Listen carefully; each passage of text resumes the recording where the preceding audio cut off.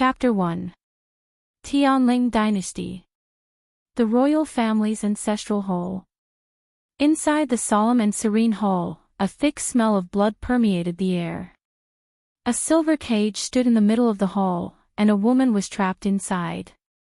She lay on the floor, curled up into a ball, and trembled slightly. Her gorgeous palace gown was stained with blood, and the hem of her dress was strangely empty. Her legs had been chopped off. A series of footsteps sounded, and Shanghai Yu looked up with difficulty. A familiar face came into view. Her heart trembled harshly because the person who came was her fiancé, Jiang Yuqing, whom she was about to get married in the next few days. Shanghai Yu, how does it feel to lose your force and become a cripple? Shanghai Yu looked at him in disbelief. It's you. Jiang Yuqing smiled slightly. I've added some powder to your snow tea every day for the past 3 years. How does it taste? Shanghai Yu was stunned for a moment before she smiled sadly. I thought that he was being nice, but I didn't know that he wanted my life from the start. Her expression gradually turned cold. Jiang Yuqing, do you know what kind of crime it is to murder a princess? Jiang Yuqing smiled and didn't say anything. Another female voice sounded in the hall. Sister, do you still think that you're the high and mighty princess at a time like this? Shanghai Yu suddenly turned around and saw a woman walking over gracefully. It was the third sister that she doted on the most, Sheng Wanwan. Her face, which always looked weak and timid in the past, was now full of pride and arrogance. After 1 day and 1 night, your blood is about to run dry. Who will be able to save you? Is it the seriously ill father or the 13 Yu guards at the borders? Shanghai Yu's heart sank. Father's illness was caused by you. The 13 Yu guards were probably sent away by them on purpose. Shanghai Yu blinked, patted her chest lightly, and looked at Jiang Yuqing coquettishly. Yuqing, sister is so fierce. I'm so scared. Jiang Yuqing smiled and pinched her waist. What are you afraid of? She's just a cripple now. As long as you use her blood to nourish your Yuan meridian, your talent will definitely increase greatly in the future. When that happens, won't everything be yours? Sheng Wanwan looked at her with jealousy. Elder sister, you were born with the Tianjing Yuan meridian. As the heavenly fate princess, everything is yours. But, why? Is it because your mother is the empress and my mother is just a concubine? She was unwilling. Therefore, she wanted to snatch everything from Shangguan Yu. Don't worry, in the future, the man you love the most, your future throne, will help you keep it safe. Shangguan Yu felt as though something was stuck in his chest, and he felt as though he was about to explode. The 2 people she trusted the most had betrayed her. Shangguan admired her painful expression, but it seemed that it wasn't enough as she gently said, "Oh, right. On account of how you've taken care of me all these years, I'll definitely send you on your way. I hope that you can reunite with your short-lived mother and brother soon." Every word was like a clap of thunder that exploded in Shangguan Yu's ears. Could it be that my mother and brother didn't die in the ice lake by accident back then? You don't know, but 7th brother was still calling for his sister when he died, Shangguan. Shangguan Yu yelled harshly. They laid their hands on her father, betrayed her, chopped off her legs, and trapped her here. This was already a deep grudge. However, she didn't expect that her mother and brother, whom she respected the most, would die in their hands. She stared at the 2 of them with her blood-red eyes as if she were a malicious spirit from hell. The next moment, a crazy red fire swept across. Shangguan Yu actually triggered the Tianjing Yuan meridian in her body. Burn! A fireball the size of a longan instantly flew out and penetrated Shangguan's dantian. Shangguan immediately felt that her Yuan meridian was burning as well. She screamed in panic, "My Yuan meridian!" Although Jiang Yuqing narrowly avoided the attack, half of his right arm was chopped off. If there's an afterlife, I'll definitely take revenge. Each and every word was like a curse. No one saw that a strange rune suddenly appeared on the bloodstains on the table and disappeared in an instant. In the year 1653 of the Tianling dynasty, the princess of Shangguanyu died due to qi deviation during her cultivation. Pain. Bone-piercing pain. Her flesh was torn apart and the blazing fire was burning. A muffled voice suddenly sounded in her ears. Hee, big brother, although this chick is as thin as a stick, her face is stunning. Isn't it a bit of a loss for us to kill her directly? That's right. Big brother, no matter what, she's still the eldest daughter of the Chu family. If we play with her, it'll definitely be different. TSK, what eldest daughter? A good-for-nothing who doesn't even have a yuan meridian? Everyone in the Chu family treats her as a stain on the Chu family. Big brother, since the third daughter only said to make her disappear forever, why don't we just burn her after we're done with our business? Will the Chu family send someone to find her? Fire. Fire. Shangguanyu felt a sharp pain in her head and suddenly opened her eyes. Under the glaring sunlight, a man with a wretched face was reaching out his hand towards her chest. You're courting death. Shangguanyu shouted and suddenly realized that her voice was completely different from before. Her voice was hoarse, as if she hadn't drunk water for a long time. However, it wasn't hard to tell that this was the voice of a 12-year-old girl. However, she didn't have time to think and immediately grabbed the man's wrist. She twisted it fiercely. At the same time, she kicked out. Ah! A mournful scream rang out in the forest. In a moment of carelessness, the man was kicked back, and his hand was in a strange position, his wrist was broken. Big brother. The two men behind him were shocked and hurriedly supported him. When they saw that he was injured, they were shocked and turned to look at the young girl. What happened? Chu Luiyue was a well-known good-for-nothing in the Chu family. She didn't have any fighting ability at all. Otherwise, she wouldn't have been so easily knocked out and brought to the dense fog forest. But now, she actually broke their big brother's hand. Bitch!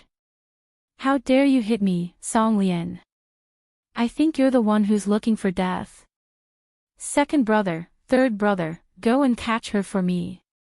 Yes. Although they were puzzled, they didn't think too much and rushed over. The three of them were rank 2 warriors. How could a mere Chu Luiyue be a match for them? They must have seen a ghost just now. Looking at the two men who were attacking her, Shangguanyu narrowed her eyes and a dark light flashed across her eyes. Then, he also charged towards the two people. Just as the three of them were about to clash, the two men brandished their swords. However, Shangguanyu seemed to have expected this. She bent down abruptly and with a single step, she rushed to the front of one of the men. They were inches apart. Then, she easily grabbed the man's wrist and pressed down on a certain spot. A sense of helplessness suddenly came from the man's wrist. The man's sword stopped above the young girl's head. Shangguanyu's eyes were cold and she turned around. The sword turned in the opposite direction and chopped off the man's head. Warm and smelly blood splattered all over her face. But she didn't even blink. Dong! She let go of her hand expressionlessly and the decapitated man fell to the ground with a loud bang. A gust of cold wind came from behind. She didn't even turn her head and slashed with her sword. The man who wanted to sneak up on her widened his eyes. Before the sword landed, he was already cut in half. Dong! The neat cut on his waist made him shudder. Song Lian looked at the scene in front of him in shock and horror. What was going on? Chu Luiyue killed 2 stage 2 warriors in the blink of an eye. Chu Luiyue. Are you crazy? Song Lian's voice became much sharper because of fear. Shangguanyu turned around and looked at the man who wanted to kill her. She frowned slightly. She didn't know these three people. Moreover, they were too weak. If they wanted to kill her, they would have to send at least stage 8 warriors.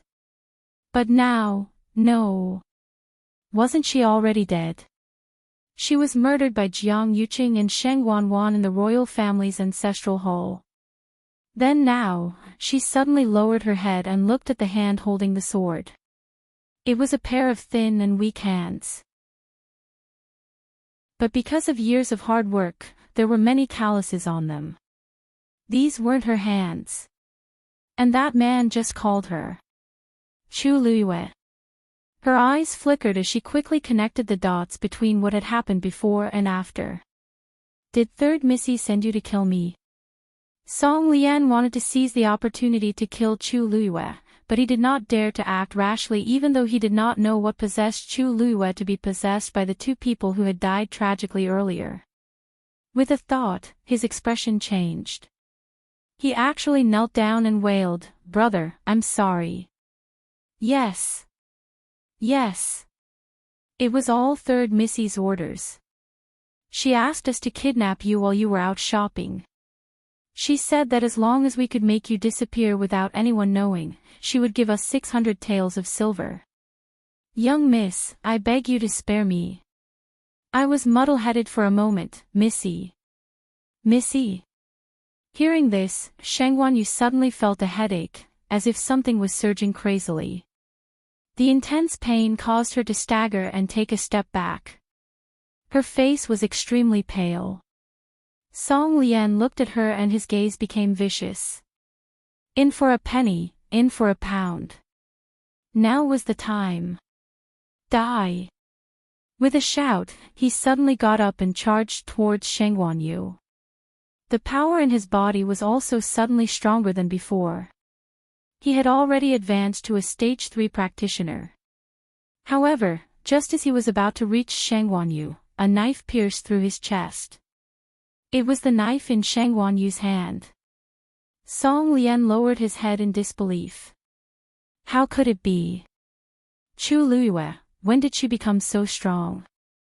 He would never know the answer. Bang! The last one was also killed.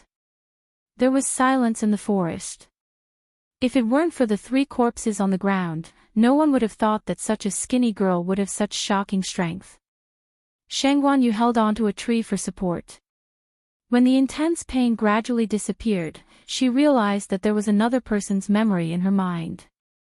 After sorting everything out, she slowly opened her eyes and sighed softly. It turned out that she had been reborn in the body of this girl named Chu Luiyue. Chu Luiyue was the big Missy of the Chu family, one of the 4 big families in country Yaoqin. Although she was called the Big Missy, her life was worse than that of the servants. As she was born with a damaged Yuan meridian, she could not cultivate and was seen as the Chu family's disgrace. Chu Luiyue's mother died when she was very young. Her father, Chu Ning, was originally the best candidate to be the next head of the Chu family. However, he was seriously injured a few years ago, and his status in the family plummeted. As such, it was not hard to imagine how much Chu Luiyue had been bullied since she was young. The so-called third Missy of the Chu family, who wanted to kill her, was her second uncle, Chu Yao's daughter, Chu Xianmin. The reason why she wanted to kill Chu Luiyue was that Chu Luiyue had a marriage agreement. She was engaged to the current crown prince of country Yaoqin, Rong Jin. Chu Luiyue would be 14 in a month, and the engagement would be officially held then. Actually, it was not only Chu Xianmin who wanted to kill her. Countless people secretly wanted to kill her. Sheng Wanyu stood up, and her pale lips slowly curved into a smile. If she remembered correctly, country Yaoqin was one of the countries under the Tianling dynasty's jurisdiction. The heavens did not want her to die. From now on, she was Chu Luiyue. Chapter 2. After Chu Luiyue cleaned up the 3 corpses, she picked up a bag at the side. It belonged to the original Chu Luiyue. After opening it and inspecting it, Chu Luiyue raised her eyebrows. There were quite a lot of banknotes in the bundle, as well as some jewels and jewels. Although to Sheng Wanyu, who was once the heavenly fate princess, these things naturally did not catch her eye, but to a destitute young girl from the Chu family, it was a windfall. Is she trying to escape? Chu Luiyue sneered. Not to mention that the original Chu Luiyue had a soft personality and would not have the guts to do so. Even if she wanted to escape, how could she bear to leave her father, Chu Ning? The most important thing was that Chu Luiyue had always been bullied by the entire Chu family. How could she have the chance to get so many banknotes and jewelry? It was obvious that someone had framed her. If Song Lian and the other two killed Chu Luiyue, the Chu family would have to pretend to look for her for the sake of their reputation. When everyone found Chu Luiyue's corpse and saw these items, they would definitely think that she had taken the opportunity to steal the items and run away while she was out shopping. Death was not to be regretted for stealing. Chu Xianmin wanted to kill her and then splash a basin of dirty water on her so that she would never be able to make a comeback.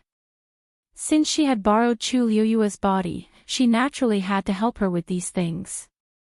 Besides, Chu Luiyue's identity would indeed make it easier for her to do things in the future.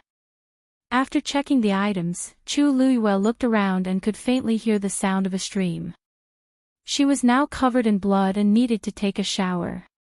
Coincidentally, there was a change of clothes in the bag, so it was convenient. After passing through the lush forest for about 15 minutes, Chu Luiyue finally saw a blue lake in front of her. What was even more surprising was that there was a layer of white mist floating above the lake. Even standing by the lakeside, one could only see the blue lake water rippling gently. However, in the distance, it was a vast expanse that could not be seen clearly. Chu Luiyue stretched out his hand and passed through the white mist. He was slightly surprised. This was actually a white mist condensed from extremely dense origin power. One could imagine that if one were to cultivate here, it would be twice the effort for half the result. As the Empress and the next ruler of the Tianling dynasty, she had a better understanding of the situation of the dozens of countries under the Tianling dynasty. Although such a place couldn't be compared to the place where she used to cultivate, it was already considered excellent in the small country Yaoqin. Right at this moment, a low roar sounded out. She looked up and saw a snow-white lion by the lake looking at her with its ice-blue eyes. This was a high-level magical beast. However, just as Chu Luiyue was thinking of how to deal with it, it suddenly swung its tail, lowered its body again, and closed its eyes. Chu Luiyue was dumbfounded. This meant that it didn't intend to attack her. This kind of guardian magical beast should have a very bad temper. Without waiting for her to finish thinking, the lion opened its eyes and glanced at her again. Then, it simply stood up and walked towards her.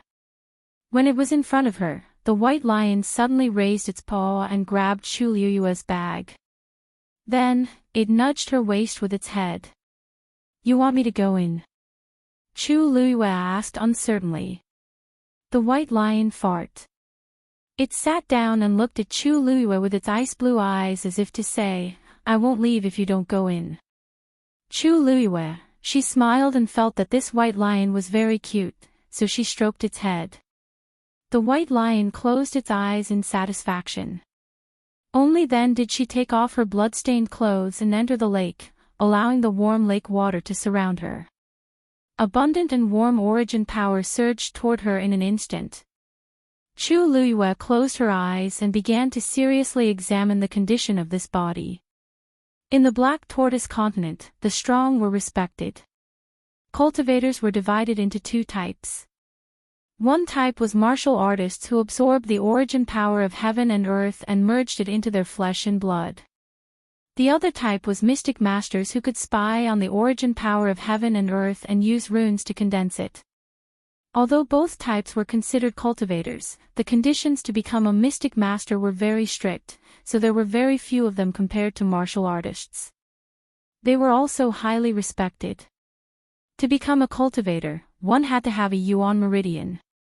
The Yuan meridian was the only bridge for cultivators to absorb the origin power of heaven and earth, so it was very important. The Yuan meridian was divided into 4 levels: Heaven Meridian, Earth Meridian, Mystic Meridian, and Yellow Meridian. The Heaven Meridian was the highest.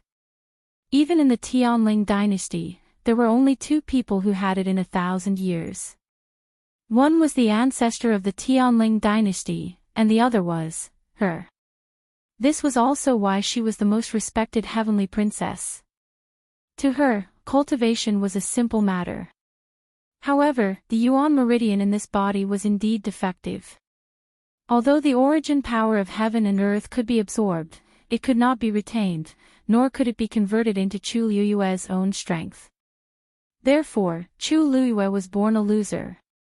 It seems like I have to repair this Yuan meridian first, Chu Liyue muttered to herself. If other people heard this, their jaws would definitely drop. How could the Yuan meridian be repaired? No one in the entire country Yaoqin could do it. However, it was nothing to Sheng Wanyu, who was once the heavenly princess of the Tianming dynasty. Celestial physician was the most mysterious and respected existence on this continent. It was not difficult to revive the dead and regrow flesh and bones. However, it was more difficult to become a celestial physician than a mystic master. Their cultivation was also very different from that of martial artists and mystic masters. Even if this body was originally a piece of rotten wood, Chu Liyue could still turn it into something magical. I wonder what grade this Yuan meridian will be after it is repaired. Just as she was thinking, Chu Liyue's eyes suddenly flashed red. She frowned and looked at her hands, only to see a strange blood-colored rune slowly appearing in her palms. She had never seen this rune before and didn't know where it came from. Could it be Chu Liyue's original rune? Just as this thought flashed through her mind, she suddenly felt an inexplicable sense of familiarity. It was as if this rune originally belonged to her. The blood-colored rune flickered, then transformed into a ray of light and quickly disappeared. Before Chu Liyue had time to think carefully, she suddenly felt that there was an additional thing in her dantian. Her originally dark and dry dantian was now filled with a red light. In the middle, the rune that Chu Liyue had seen earlier was quietly floating. She took a closer look and suddenly held her breath. That blood-colored rune did not exist alone. It was actually engraved on a transparent page. The page was extremely thin, as if it had been violently torn out from a book. The edges were incomplete, and it quietly floated there, moving gently. If not for the reflection of the blood-colored rune, it would have been difficult to see it clearly.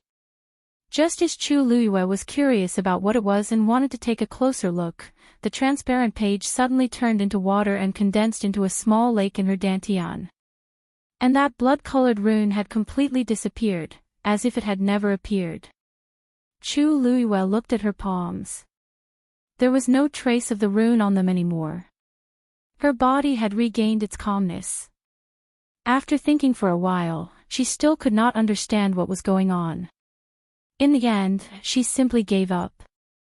That thing did not seem to be able to hurt her. Right now, she still had to solve the problem of the original body first. She turned around and was about to go ashore when her eyes suddenly turned cold. She quickly hid her body in the water and looked in front of her. Who is it? At the same time, she had already taken off the hairpin and held it tightly in her hand, ready to attack at any time. In the thick and misty white fog, a tall figure was faintly discernible. Then, a low and gentle man's voice was heard, with a hint of a smile. "Little girl, it's not very good to intrude into other people's place like this." Probably because of the mist above the lake, his voice was slightly dragged out, tainted with a hint of laziness. Chapter 3. There was actually a man hiding in this lake. Chu Liyue's heart trembled. She had been here for so long, but she did not notice at all. Although she did not have the strength she had in her previous life, she still had the corresponding eyesight and sharpness. Otherwise, she would not have been able to deal with Song Lian and the other two by herself. This man's strength must be extremely strong. This is your place? She cautiously asked. The sound of water could be heard.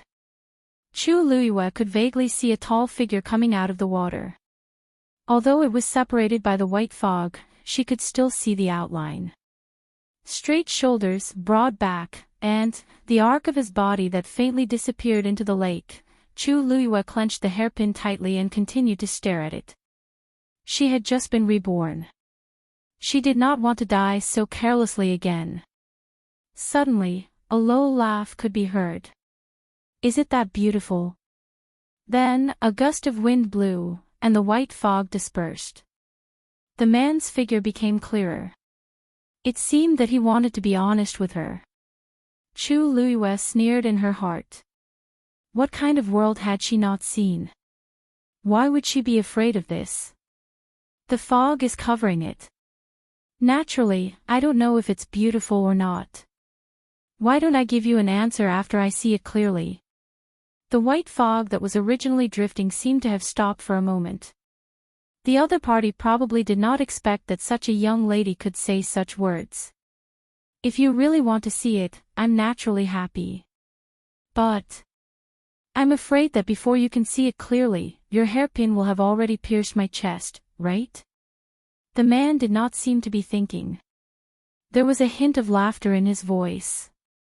Chu Luiyue did not say anything. The other party was very strong and very smart. He could see through her plan at a glance. Obviously, he was not easy to deal with. She certainly would not choose to face this kind of person head-on. She rolled her eyes and simply tied up her hair again. Calmly, she put the hairpin back into the bun. Sorry, I didn't know this was your place. I thought there was no one here just now, so I rashly barged in. If I have disturbed you, please don't mind. The man was silent for a moment. His voice seemed to be far and near. It's fine. Chu Luiyue was somewhat surprised. The other party actually let her go so easily. She was bewildered and didn't say anything. Although this jade ripple lake is beneficial to the body, your Yuan meridian is blocked. It's best that you don't stay here for too long. As he spoke, the man stood up and walked to the shore. Yemi saw how he moved, and he was already dressed. Even though there was a white mist covering his figure and she could barely make out his figure, she could still tell that this man's figure was indeed top-notch.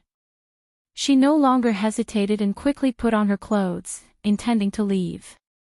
This man was not to be trifled with. However, before she could take a step forward, the man's voice came from behind her. Little girl, although I don't intend to pursue the matter, I still need to know who broke into my place today. The tone of his voice was steady, but there was a trace of the dignity of a superior that could not be refuted. Did he want her to tell him who she was? Chu Luiyue turned around. A man was standing not far away. She held her breath slightly. As an imperial concubine, she had seen countless young talents, and her fiancé was known as the most handsome man in the Tianling dynasty, Jiang Yuqing. However, when she saw this man for the first time, she couldn't help but feel a trace of amazement in her heart. A pair of sword-like eyebrows slanted to his temples, a straight nose, and sparkling starry eyes. It was as if the most beautiful starry sky couldn't even compare to 1,000th of those deep eyes. Just a slight glance was enough to make people crazily sink into that light. His scarlet lips were slightly pursed, forming an impeccable curve. His thin lips, which originally appeared somewhat fickle, had a bit of a peach color because of the pearl in the middle of his lips. His eyes were the cleanest starry night in the world, but his lips were the most ambiguous spring color in the world.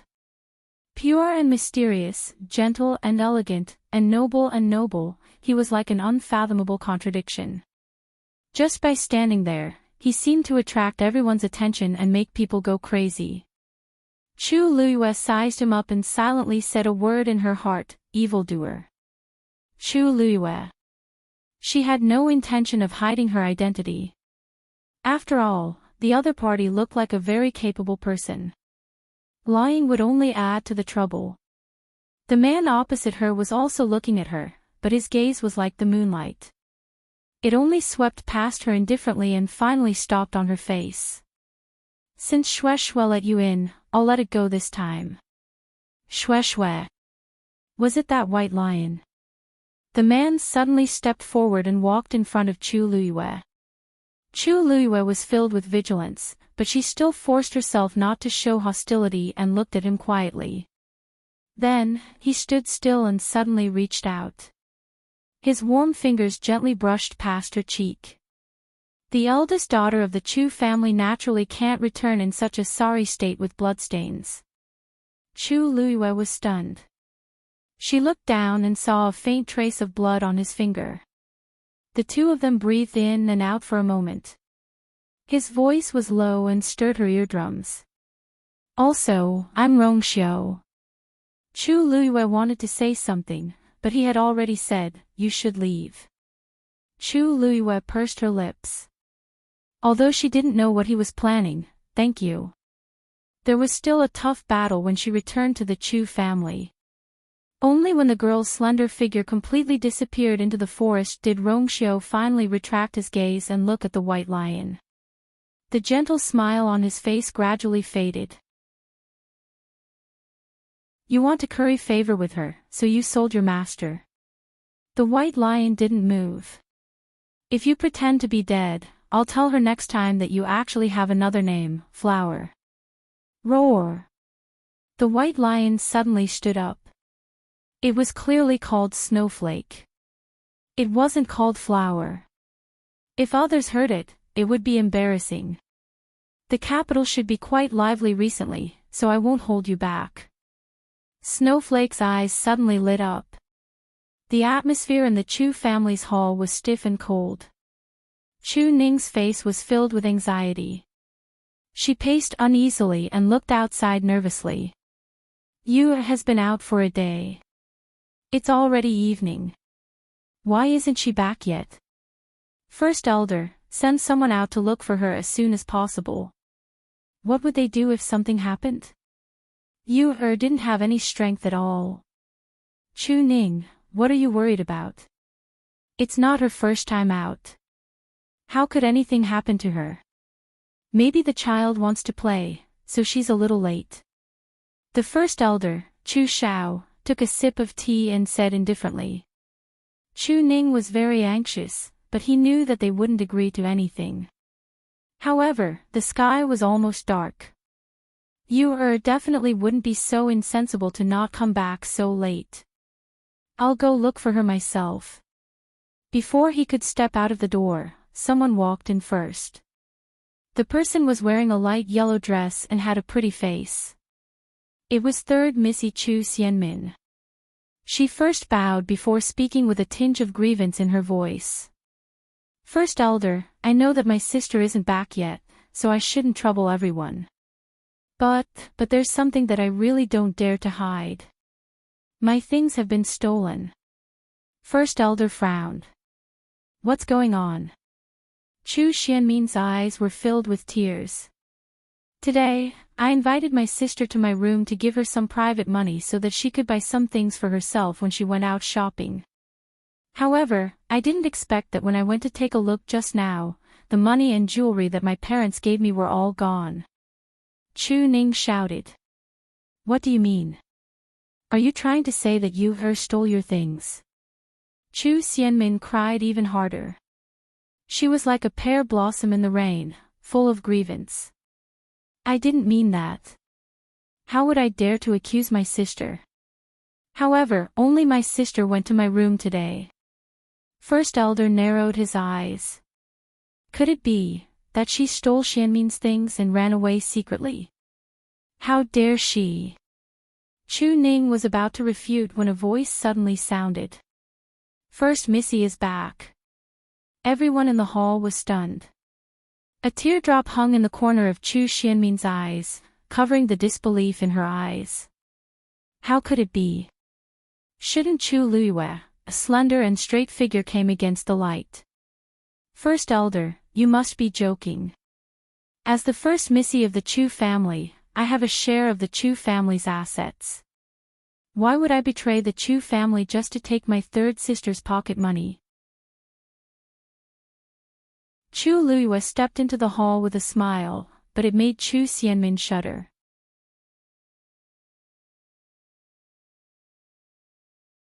Chapter 4.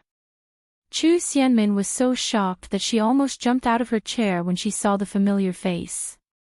Chu Luiyue is really back. How is this possible? Song Lian and the other two were not weak. It was a piece of cake for them to deal with Chu Luiyue. Everything was arranged flawlessly, but Chu Luiyue actually, Chu Ning rushed over nervously when he saw his daughter return. How are you?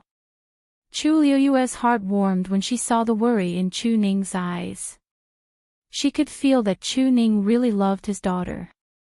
Even though she was a good-for-nothing, the love a father had for his child was not any less.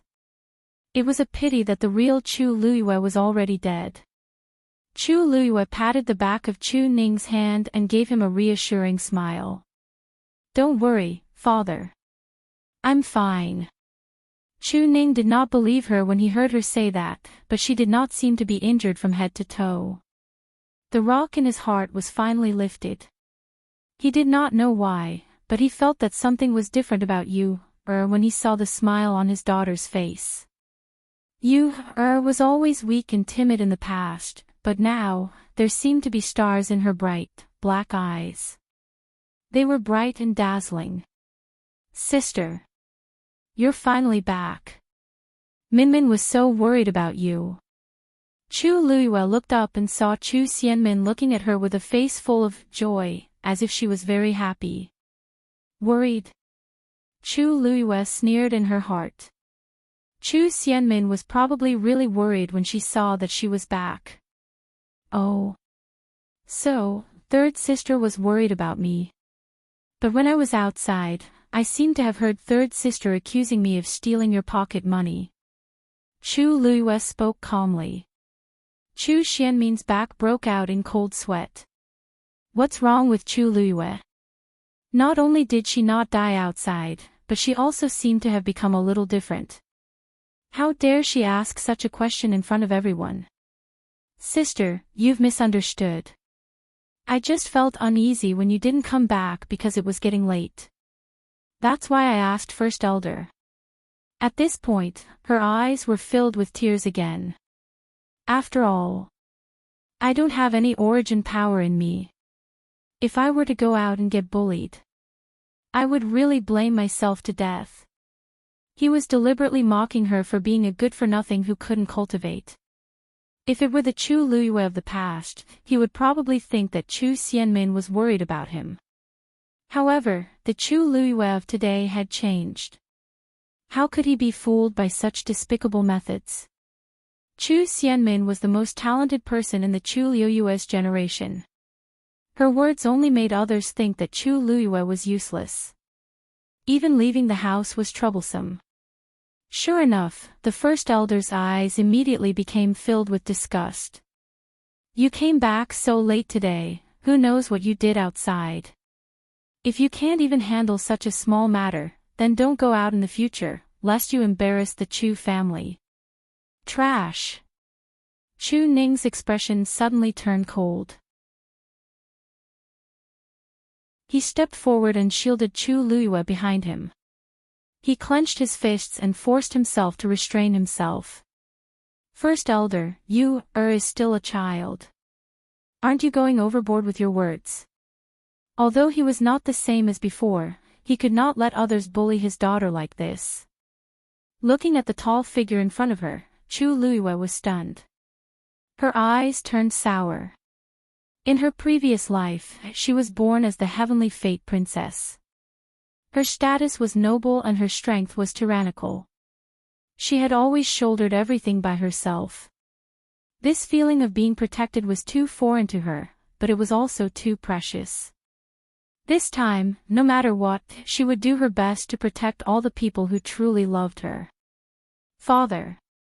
Chu Luiyue gently pulled him and took a step forward. Chu Ning looked at her.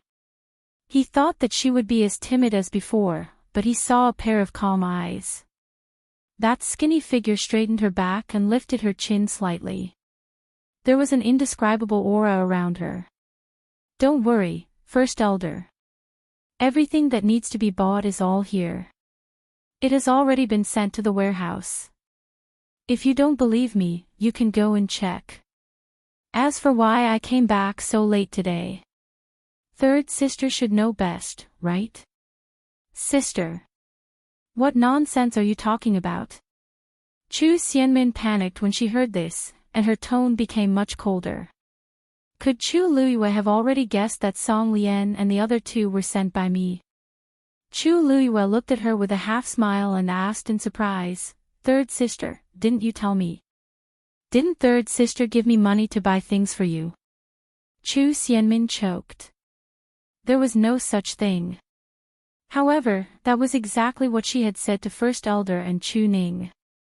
She originally wanted to take the opportunity to frame Chu Luiyue, but she did not expect Chu Luiyue to go with the flow. Chu Luiyue stretched out her hand, and a pomegranate-patterned jade pendant lay quietly in her palm. Third sister, because the money you gave me was not enough, I have already left your other flower moon pomegranate jade pendant in Jinbao Pavilion as a token. You just have to send the rest of the money tomorrow. That jade pendant was Chu Xianmin's mother's dowry. It was very precious because it looked beautiful and could nourish the body. There was no other pair in the entire Imperial city.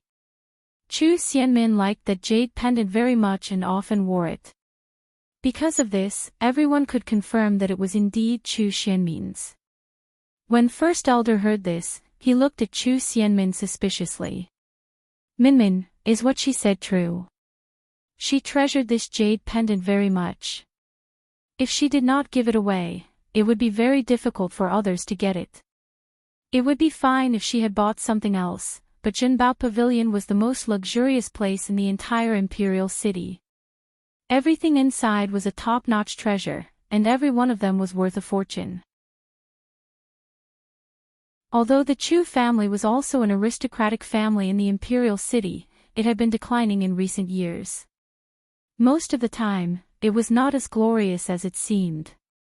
Even if he was the Chu family's first elder, he could not squander money in a place like Jinbao Pavilion. Chu Xianmin secretly gritted her teeth. She had purposely taken it out to make everyone believe that Chu Luiyue had stolen something and escaped.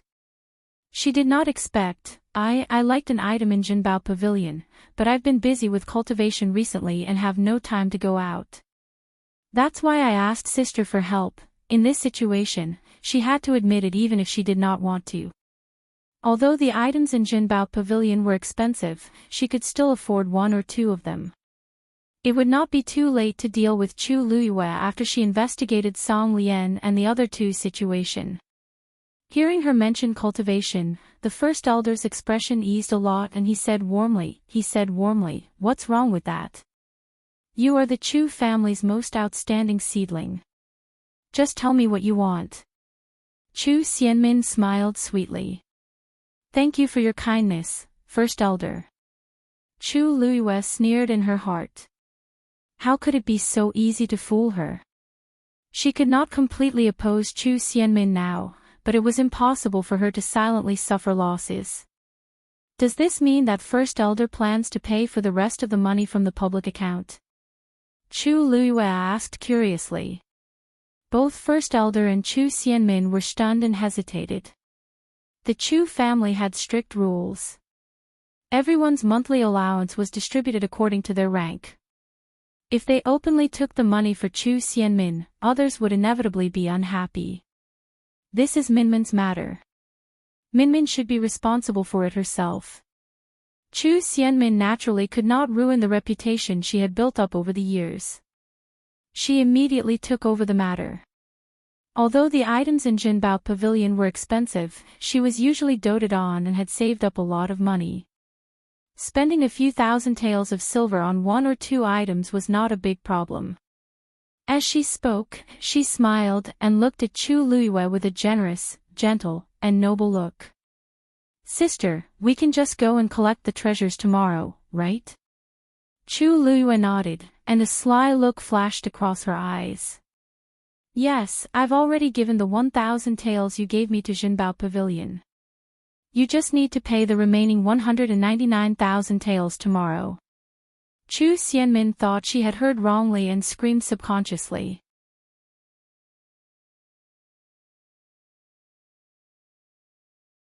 Chapter 5. That's right. Didn't you always say that you liked the carved red jade pendant in Jinbao Pavilion and asked me to buy it for you? As one of Jinbao Pavilion's treasures, it's naturally expensive. Don't tell me, you can't afford it. But Jinbao Pavilion only agreed to let me buy it with 1,000 taels in advance on account of our Chu family. Chu Luiyue looked troubled. First Elder, who was at the side, almost couldn't catch his breath. 199,000 taels. Even for the Chu family, it was not easy to take out so much money at once. He looked at Chu Xianmin. No matter how much he liked Chu Xianmin, he was extremely displeased and reprimanded her coldly. Minmin. Aren't you being a little too insensible? With the Chu clan's name on the table, this item was a must-buy. Otherwise, who knew what the outside world would say of the Chu family if this were to spread? Chu Xianmin opened her mouth and wanted to defend herself, but she could not say anything. She did not even ask Chu Luiyue to buy anything for her, let alone the carved red jade pendant in Jinbao Pavilion that was worth 200,000 taels. That item had been famous for a long time. It was a treasure made of top-grade, luxurious red jade. Although it was beneficial for cultivation, it was far from being worth 200,000 taels. That was why no one bought it for so long. She did not expect Chu Luiyue to be so cunning. He wanted her to bear the cost of 200,000 taels. Chu Xianmin was so angry that her whole body trembled. If not for First Elder, she would have rushed over and ripped Chu Luiyue's mouth apart. After so many years, she had only saved 4,000 to 5,000 taels of silver. 200,000 taels was a huge hole to her. However, this concerned the Chu family's reputation. She had no choice but to take on this matter. Don't worry, First Elder. I'll definitely fork out the money myself. She clenched her teeth and forced a smile. Mother has always doted on me. She once promised me that if I could get first place in the Academy's assessment, she would fulfill one of my requests. Chu Xianmin's mother, Lu Yao, came from the Lu family, which was one of the top merchant families in the Imperial city. They were very wealthy and could not be underestimated. On one hand, she wanted to show that she was able to fork out this sum of money no matter what and that she wouldn't put the Chu clan in a difficult position. On the other hand, she wanted to use the Lu clan's prestige to raise her own standing. As expected, when the Lu clan was mentioned, the First Elder's expression eased up a lot. Your mother really loves you the most. However, this is also because you are outstanding. I remember that the Academy's assessment will begin a month later, right? Tianlu Academy, where Chu Xianmin was from, was the top academy in the entire country Yaoqin. Anyone who could get in was an enviable genius. Even the members of the royal family had to undergo a test if they wanted to enter. Chu Xianmin was doted on in the Chu family because of her identity. Yes. Chu Xianmin felt a lot more confident. Then, she seemed to have thought of something, and a hint of shyness appeared on her pretty face. Brother Jean. His Highness the Crown Prince also said that if Minmin can clinch the first place, there will be a reward. Chu Luiyue raised his eyebrows slightly. The brother Jean that she was talking about was naturally the current Crown Prince, Rong Jean, who was engaged to Chu Luiyue. Looking at her, anyone could tell that there was something between her and Rong Jean. First Elder's eyes lit up. Really? The Crown Prince was extremely talented and capable. He was deeply loved by His Majesty. The Chu family was in decline now. If they could climb up the Crown Prince's tree, things would naturally be different. Chu Xianmin seemed to have suddenly thought of something. She quickly glanced at Chu Luiyue and explained nervously, "Sister, don't misunderstand." "Sis, please don't misunderstand. There's really nothing going on between Brother Jean and me. He must have taken good care of me because of the engagement between you and him. If you can enter the academy, Brother Jean will definitely treat you more." Her words stopped abruptly. Everyone knew that Chu Luiyue was born a good-for-nothing. He couldn't even cultivate normally, let alone enter Tianlu Academy. As for the engagement, if someone really cared about it, Chu Luiyue wouldn't be bullied to this extent. Chu Ning clenched his teeth, but his heart gradually turned cold. He originally thought that things would change when you and the Crown Prince got engaged in another month. However, it now seemed like it was just his wishful thinking. He had previously heard that the Crown Prince seemed to be interested in Chu Xianmin, but he didn't expect it to be so blatant. They didn't even care about you, Poor you, She was so infatuated with the Crown Prince. Chu Xianmin secretly looked at Chu Luiyue smugly, wanting to see pain on her face. However, to her surprise, Chu Luiyue didn't seem to care about this at all.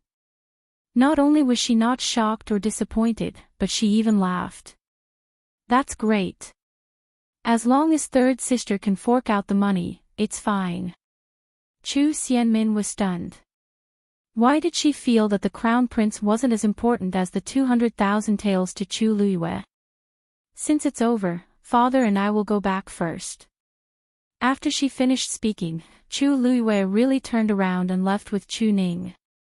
Chu Xianmin felt as if she had punched cotton, and she suddenly felt a blockage in her chest. Chu Luiyue, who had walked to the door, suddenly stopped and turned around. Her dark and cold eyes stared straight at Chu Xianmin with an indescribable heavy pressure. "Oh right, third sister, you have to be careful with what you say in the future. If I didn't come back in time today, wouldn't everyone think that I stole your things and ran away? Then, I wouldn't be able to clear my name even if I died. Don't you think so?" Chu Xianmin suddenly shuddered. She knew. She must have known. Chu Xianmin wanted to refute, but she felt an invisible force above her head, making her unable to move. She gradually recovered when Chu Liuyue's figure disappeared outside the door. Her forehead was covered in cold sweat. Ruthlessness flashed across Chu Xianmin's eyes. It seemed like she had to check on Song Lian and the other two situation first before thinking of a way to completely get rid of Chu Luiyue. Chu Luiyue and Chu Ning returned to the small, secluded courtyard they lived in together. You've been tired the whole day. Quickly rest." Chu Ning patted Chu Liuyue's head with heartache. Chu Luiyue quickly scanned her surroundings. Even though she had the memories of her previous life, she still sighed in her heart when she saw it for herself. Although it was called a small courtyard, it was actually just a few dilapidated houses. The inside of the house was almost completely bare. It was obvious what kind of life the father and daughter had lived in the past. If word got out, no one would believe that Chu Ning, who was once the next heir of the Chu family, and Chu Luiyue, the eldest daughter of the Chu family in name, would live in such a place. Chu Luiyue nodded lightly. "Father, too." Chu Ning's lips moved as if he wanted to ask something, but in the end, he only sighed softly. I know you like the Crown Prince, but I'm afraid he's not the right person for you. Chu Xianmin is talented and has the support of her family. If you go against her like this today, I'm afraid." Chu Luiyue smiled gently. "Father, don't worry. I know what I'm doing." Chu Ning's heart was filled with worry, but when he met her smiling but calm eyes, he suddenly became speechless. Seems to be a little different." He nodded and rubbed his daughter's hair before turning around. Chu Liuyue's gaze landed on his right leg, which was barely supporting himself. She quickly shifted her gaze away and pushed the door open to enter the room. The curtain of night hung up outside, and a faint ray of moonlight flowed in through the old, broken window. Chu Liyue walked to the window and tapped her fingertips lightly with a deep gaze. She had already asked during the day. Today was July 10th, year 832 in country Yaoqin. Compared to the Tianling dynasty's calendar, it was exactly 1 year after her death. In other words, she had been reborn in Chu Liyue's body a year later. With her current status and strength, she indeed needed to plan carefully if she wanted to take revenge. Suddenly, her expression changed, and she quickly turned to look at the bed. "Who is it?" There was dead silence in the room. The air seemed to have frozen. A moment later, a pair of icy blue eyes appeared in the dark room. Chu Liyue was stunned. Only then did she see clearly that it was a huge white lion nesting obediently on her bed.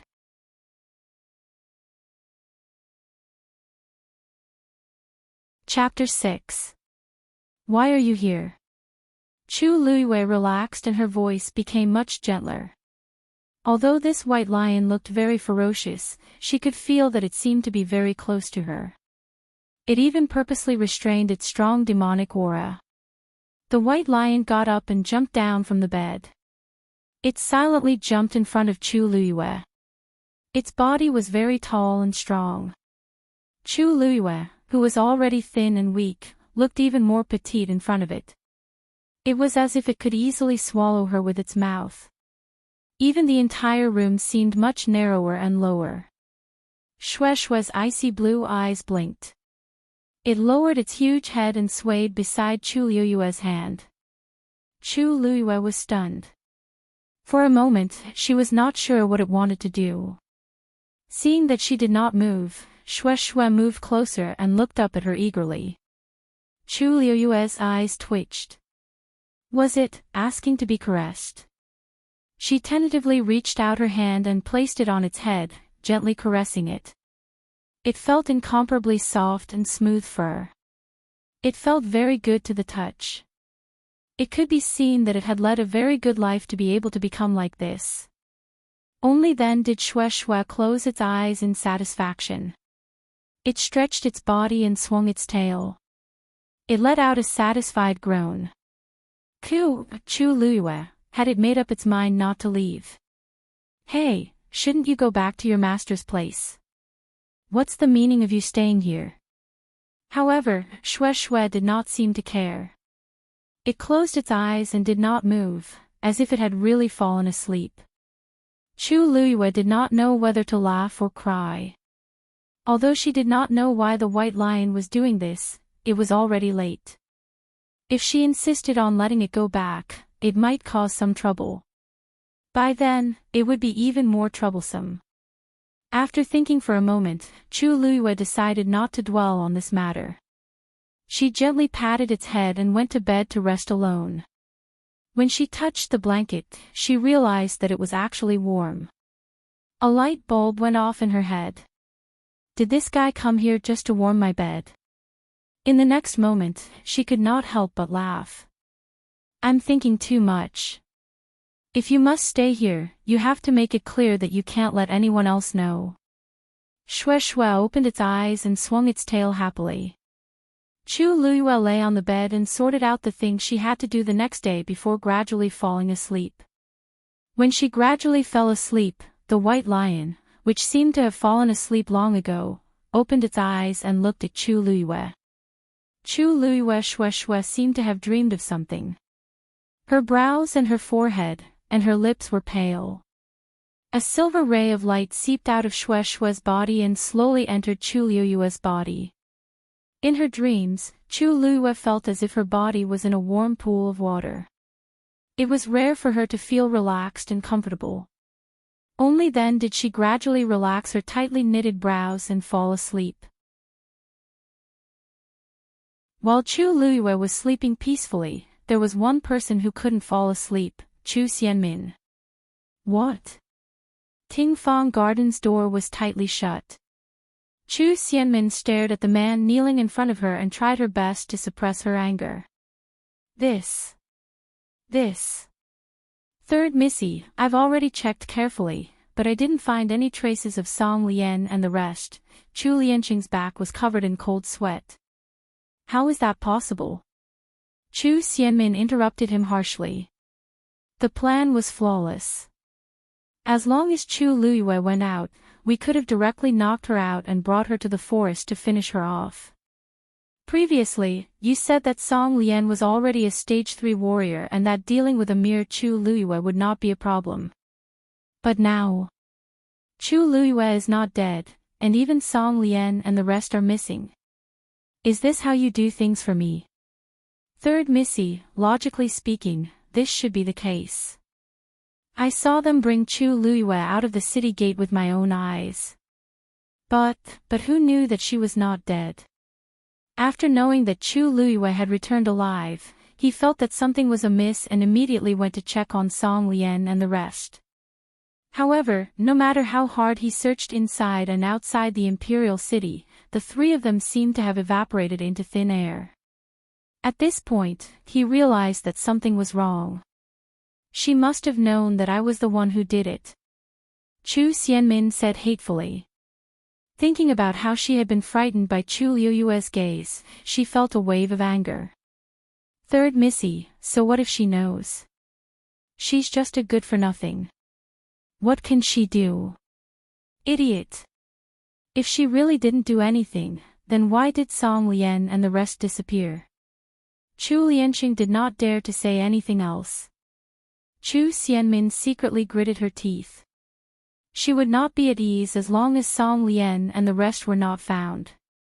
Who knew how Chu Luiyue came back alive and how she dealt with those people?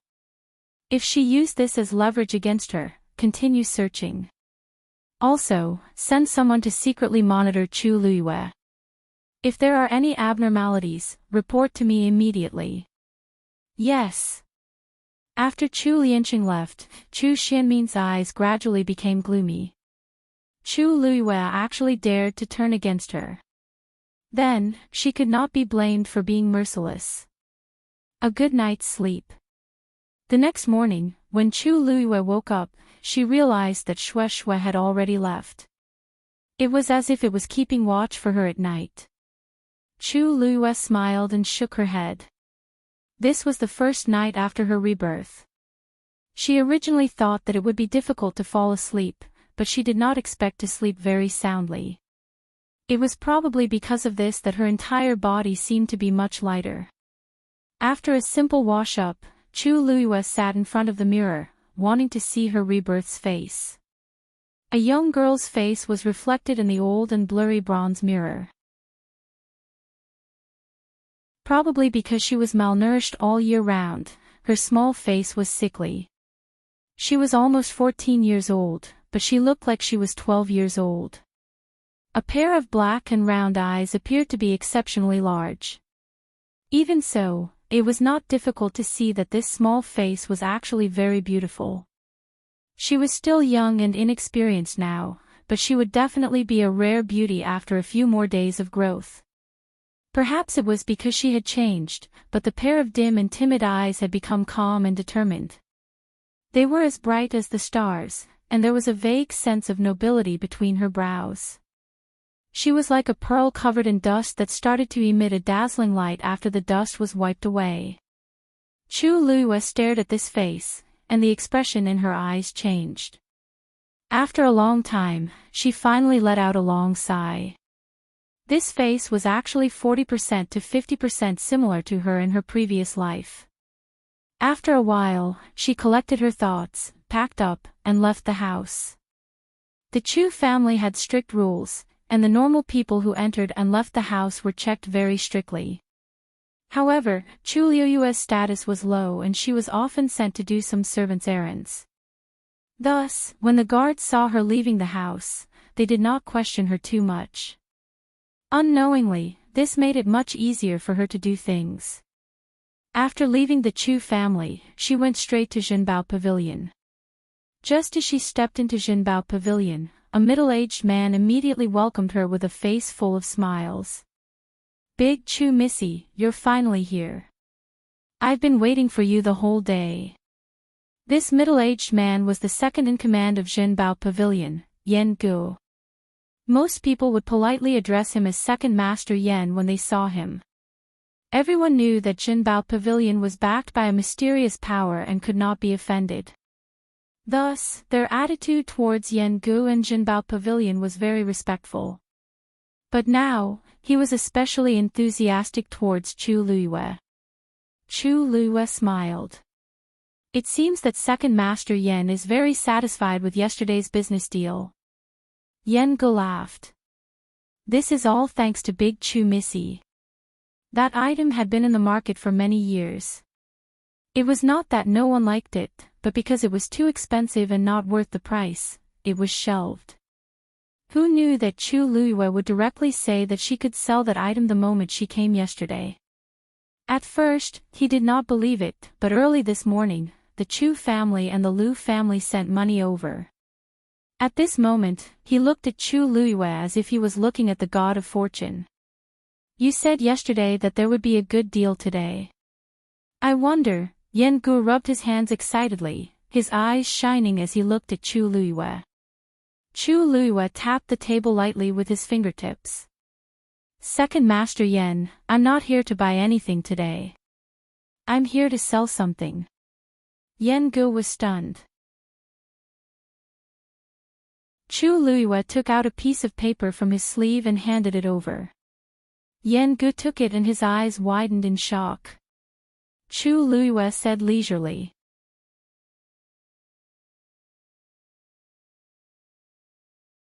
Chapter 7.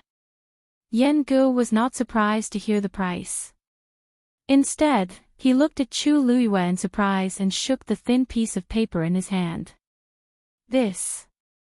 First young Mistress Chu, do you really intend to sell this? Chu Luiyue nodded. I believe Second Master Yan understands this price. You won't lose out at all, right? Yan Gu smiled bitterly.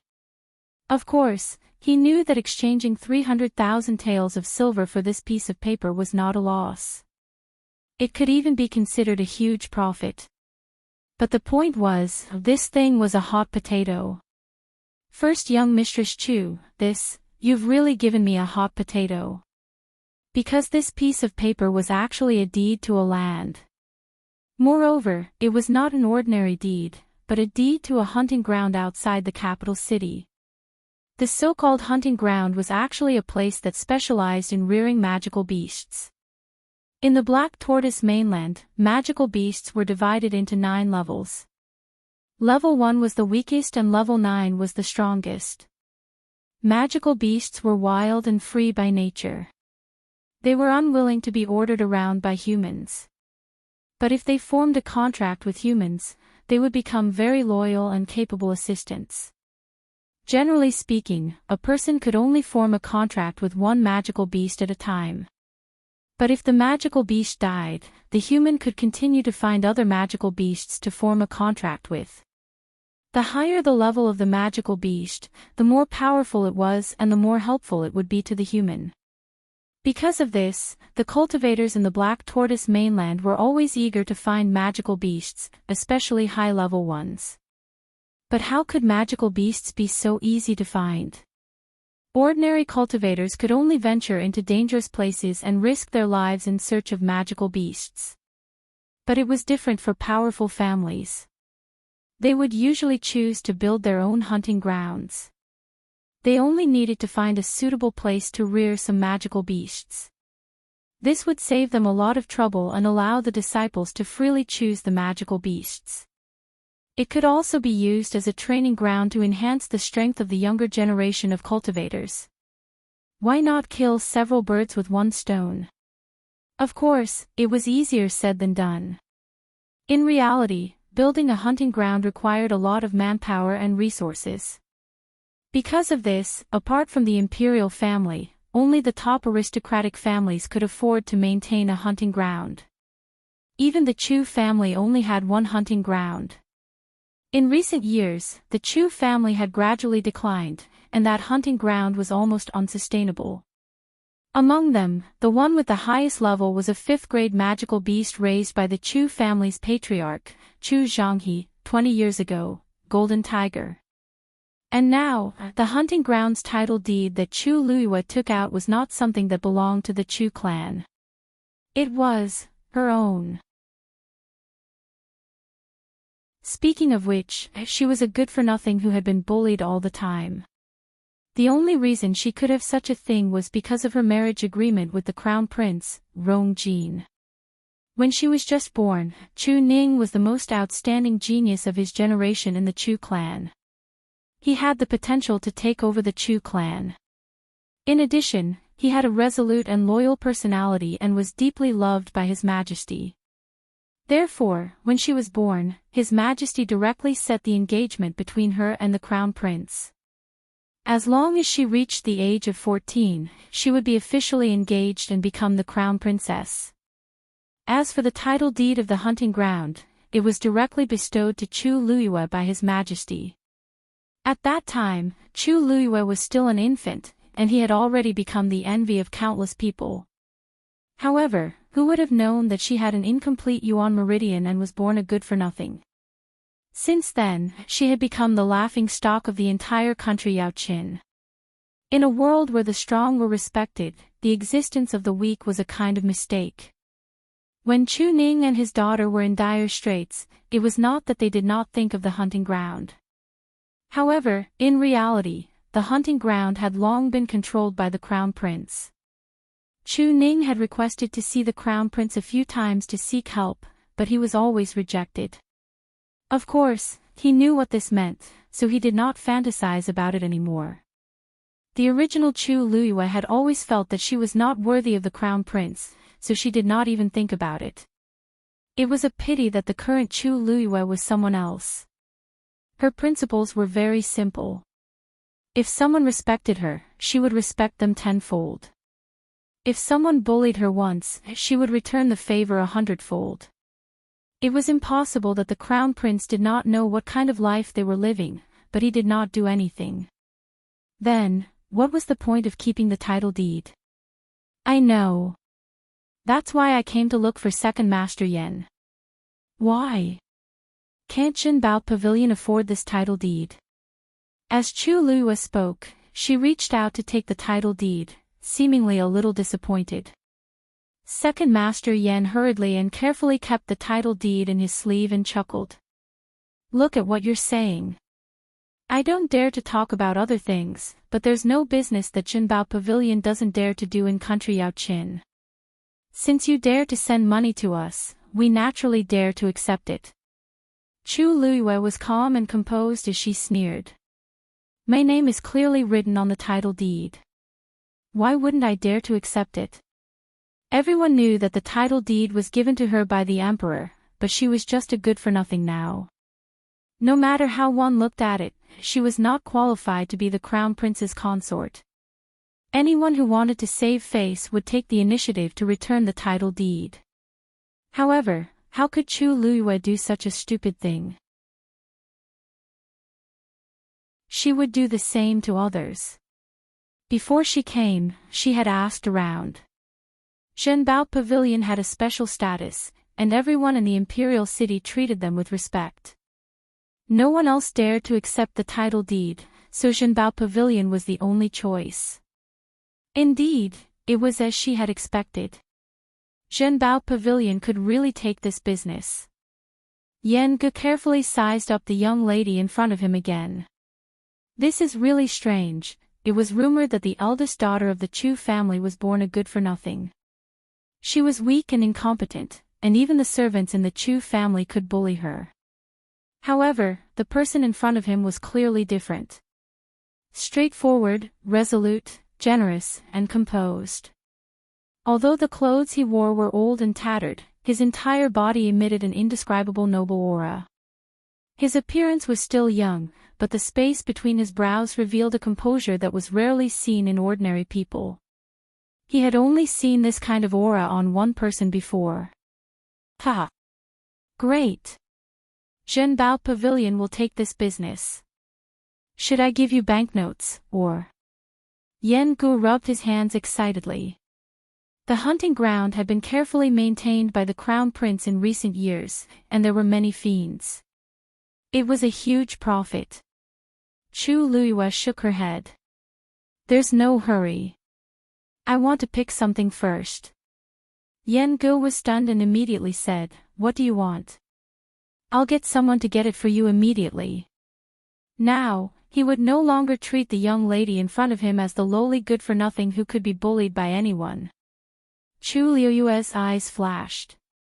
I want 10-year-old bamboo leaves, ice stones, and wormwood, 30-year-old eupatorium seeds, red mulberry leaves. As she spoke, she took out another piece of paper. Just prepare them according to the list and give them to me. Yan Gu took a closer look and was a little confused. He had thought that Chu Luiyue would pick something precious, but he did not expect her to want these herbs.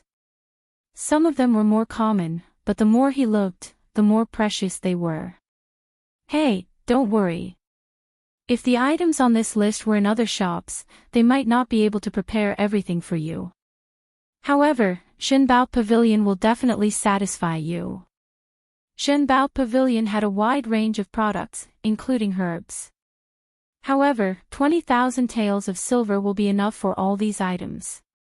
As for the rest, Chu Luiyue raised her brows slightly. Give me 100,000 taels of silver in banknotes. Second Master Yen can keep the rest.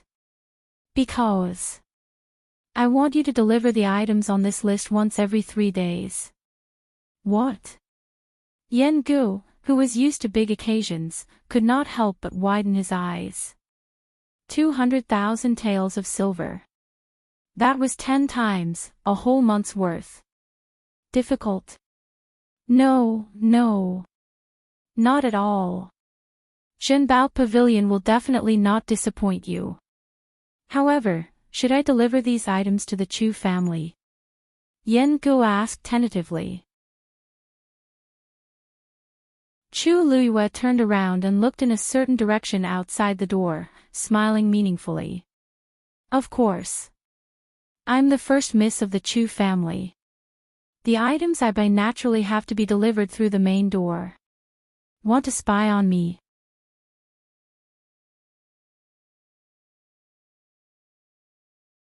Chapter 8. The good-for-nothing Chu Luiyue from the Chu family is crazy. Almost overnight, the entire Imperial city was discussing this matter.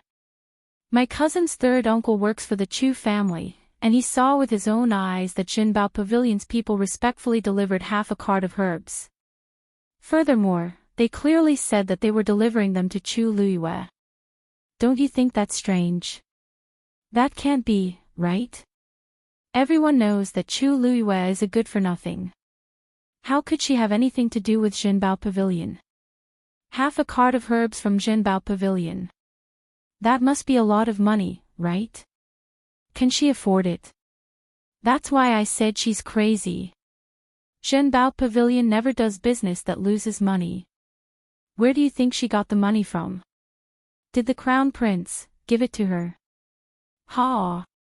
The crown prince has never mentioned Chu Luiyue in all these years. Why would he do such a thing? Who knows where Chu Luiyue got the money? She even bought herbs. Does she think that she can rely on those herbs to turn herself from a good-for-nothing to a genius? Ha ha ha ha. Everyone in the Imperial city was full of sarcasm, waiting to see Chu Luiyue make a fool of herself. Crown Prince Mansion. In the study, a man in a purple brocade robe was reading the booklet on the table. He looked to be in his early 20s, with sword-like eyebrows and starry eyes. He was very handsome, and his every movement carried the unique noble aura of a superior. This person was none other than Country Yao Chen's respected crown prince, Rong Jin. Your Highness, something seems to have happened to the Chu family. The crown prince's personal guard, Song Yuan, spoke carefully. Rong Jin looked up. What could have happened to the Chu family? Could it be Minmin? Rong Jin only realized something when he saw Song Yuan's strange expression, and he narrowed his eyes. Tell me, what happened? Song Yuan hurriedly told him everything that had happened to Chu Luiyue and Jinbao Pavilion. I don't know where Big Chu Missy got the money to buy so many herbs from Jinbao Pavilion. Those medicinal herbs were all sent in jade boxes, so it was impossible for others to know what was inside. But even so, he knew that with so many things, just by thinking about it, they would definitely be worth a lot. Rong Jin knitted his brows, and his tone was impatient. What is she trying to do? If it wasn't for that engagement, how could he possibly put that trash of the Chu family in his eyes? All these years, Chu Luiyue was not only the shame of the Chu clan, but also a stain that he could not get rid of. Just thinking about it made him feel disgusted. Song Yuan said uncertainly, "That's right. Your Highness, although Chu Ning has been in dire straits these past few years, he was still in the good times in the past. It is not impossible for him to have some savings in his hands. The main point is, why did he buy so many medicinal herbs? Maybe. She just wants to try and solve her problem of being born a loser." There was still a month to go before the engagement. Was she delusional enough to think that she could turn the tide? Ridiculous. No one in the entire country Yao Qin could solve the problem of having an incomplete yuan meridian. If they really had a solution, they wouldn't have been reduced to such a state after so many years. She's not worth mentioning. She's just a joke. I'll break off the engagement with her sooner or later. Right now, the more important thing is Rong Xiu is coming back. At the mention of Rong Xiu, Song Yuan's expression changed. Yes. They'll arrive in the Imperial city today. According to my investigation, the 7th prince only brought 2 servants this time. He's coming back with a simple outfit. Rong Jin sneered. At least he knows what's good for him. Unlike the other princes, Rong Xiu was born weak, so he was brought thousands of miles away to Mingyue Tianshan to recuperate. After so many years, he had only returned twice. The last time he came back was 3 years ago. Most people might not take the 7th prince to heart, and some people might not even remember his existence. However, Crown Prince Rong Jin did not think so. He was very vigilant about Rong Xiu's return this time and even sent people to secretly track him. Tell the people below to keep a close eye on him. If there are any abnormalities, report it immediately. Yes. Even though Song Yuan did not know why the Crown Prince valued the weak and powerless 7th prince so much, he still responded immediately. Oh right, Your Highness, another 5th grade fiend came to the hunting ground recently. When do you want to go take a look? Rong Jin pondered for a moment, and a dark light flashed across his eyes. In a few days, it will be this consort's birthday. This year's birthday banquet will be held at the hunting ground. Yes. The Chu family. Half a carriage of precious herbs was sent to Chu Luiyue and his daughter's yard ostentatiously. Chu Ning had yet to return, so Chu Luiyue moved the herbs into the house alone. Very quickly, she realized that there were many pairs of eyes secretly peeping outside the originally quiet yard. Chu Luiyue was very calm, as if she did not notice anything. She even opened the jade box occasionally to check the quality of the herbs. Jinbao Pavilion was indeed very attentive to her, and the items they sent were all of good quality. This was also very helpful for her recovery of her yuan meridian. At this moment, hurried footsteps could be heard from outside the yard. There were also men shouting sternly. Go! Capture Chu Luiyue! Chu Luiyue sneered in her heart. They really did come. She looked up and saw that a group of people had already kicked open the yard's door and rushed in. The man in the lead looked ferocious, and there were more than 10 strong men behind him. They looked like they were looking for trouble. Chu Luiyue squinted her eyes and finally recognized this man. Chu Lianqing. This person was Chu Xianmin's confidant and one of the accomplices who added fuel to the fire and killed the original Chu Luiyue. What a coincidence. She was just about to look for him, and he actually came knocking on her door. As they spoke, two men had already pounced on Chu Luiyue. Chu Luiyue's gaze was as sharp as a knife as she said sternly, "How dare you? How dare you? Who gave you the guts to trespass here?" Her question was powerful and resonant. Immediately, everyone present was stunned and subconsciously stopped in their tracks. Chu Lianqing was also shocked, but he immediately reacted and mocked, "Ha! Chu Luiyue, don't you know why we're here? Do you know how expensive Zhenbao Pavilion's herbs are? How can you afford them? You must have gotten your money through illegal means. I advise you to be more honest and hand over these things obediently. Then, follow us. Otherwise, don't blame us for being rude." Upon hearing this, Chu Luiyue looked around and put down the things in her hands. "Oh. What if I don't do this?" Chu Lianqing was stunned and then sneered. "What right do you have to say no?" He sized up Chu Luiyue, and his eyes were full of contempt. A good-for-nothing freeloader has been eating and drinking in the Chu family for so many years. It's already extremely embarrassing. Now, you've even used some shady means to get the money to buy these things. Chu Luiyue, you may be shameless, but the Chu family still wants to be. Chu Luiyue stared at him calmly and then walked forward. It seemed like he was going to surrender. Chu Lianqing became even more proud and gave the people beside him a look. "Hurry up and put those things away. These are all crucial evidence. You can't." Slap. An extremely loud slap was heard. Inside and outside the courtyard, there was dead silence. Just now, Chu Luiyue actually slapped Chu Lianqing. Everyone knew that he was third Missy Chu Xianmin's confidant. Everyone usually gave him face when they saw him. Chu Luiyue must have lost his mind. How dare he hit him? "You! How dare you hit me?" Chu Lianqing was stunned. The burning pain on his face instantly ignited his anger. "You're tired of living." As he spoke, he subconsciously raised his hand and slapped Chu Luiyue. However, his hand didn't land even after a long time. Instead, Chu Luiyue grabbed his wrist and gave him a second slap. Slap.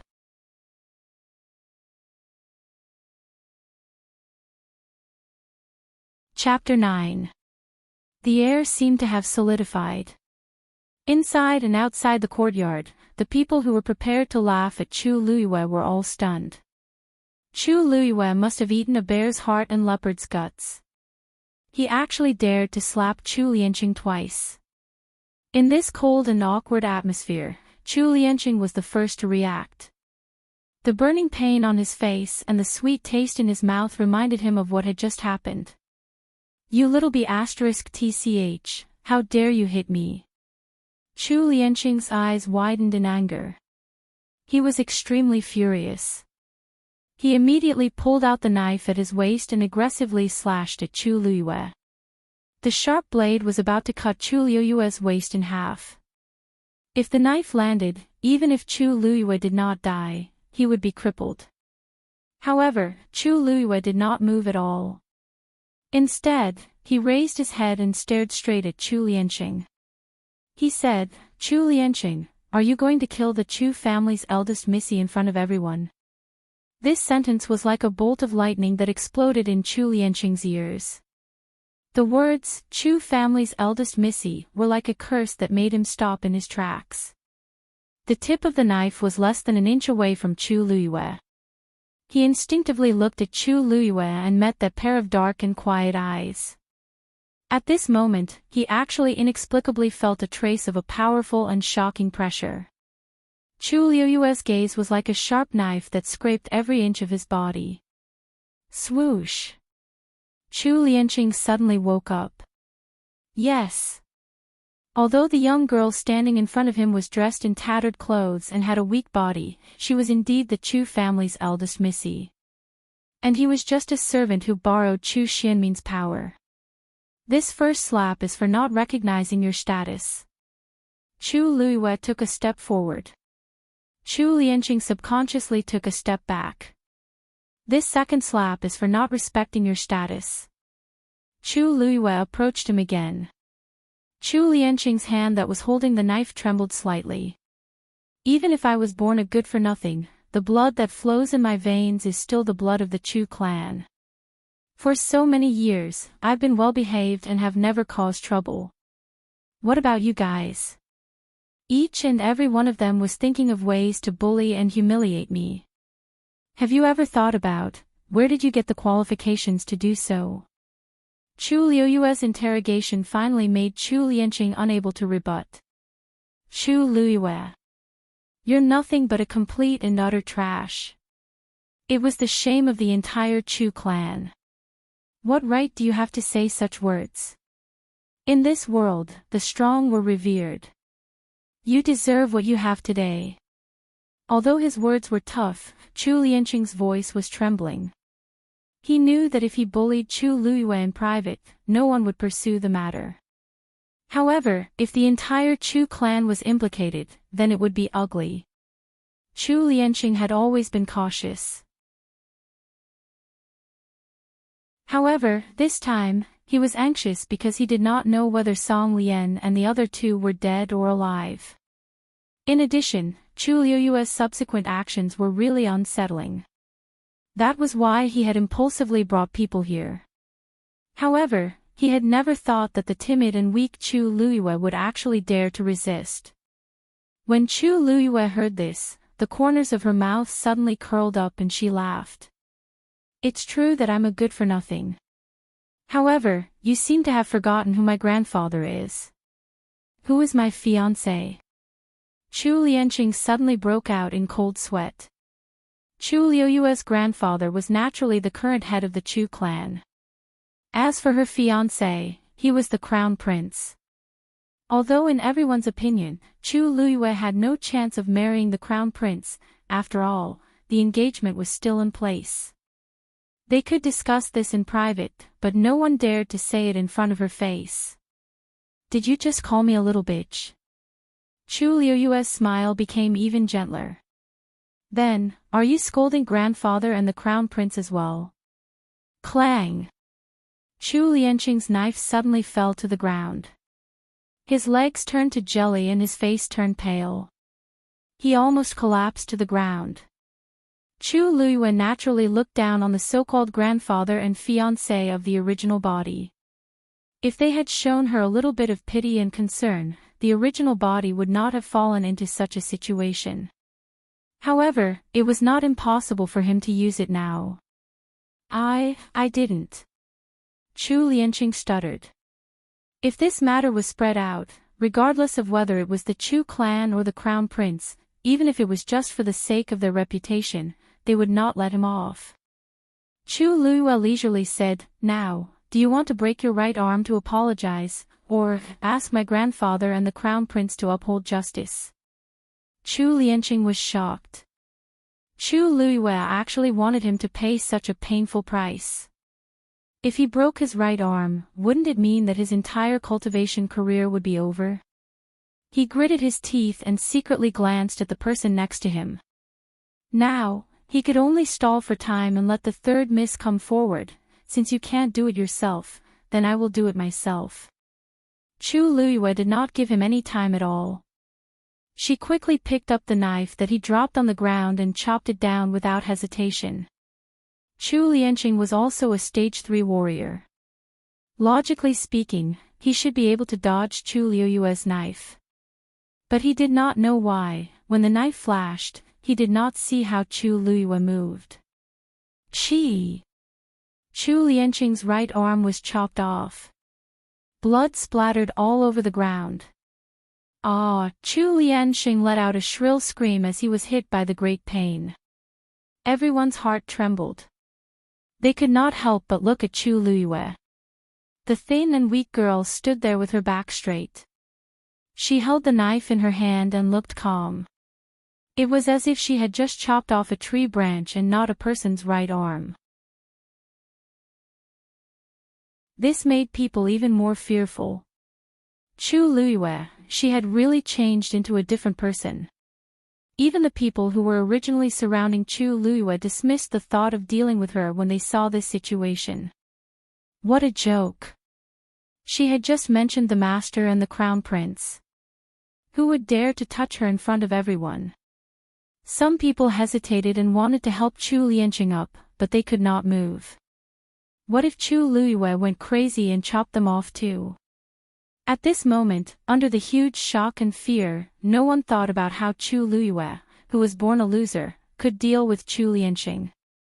Chu Luiyue casually threw the knife down and it rolled beside Chu Lianqing's broken arm. It was a bloody and horrible scene. Get lost. After saying that, she turned around and walked towards the medicinal herbs that were still piled up in the courtyard. Everything that happened today was just a warning to the others.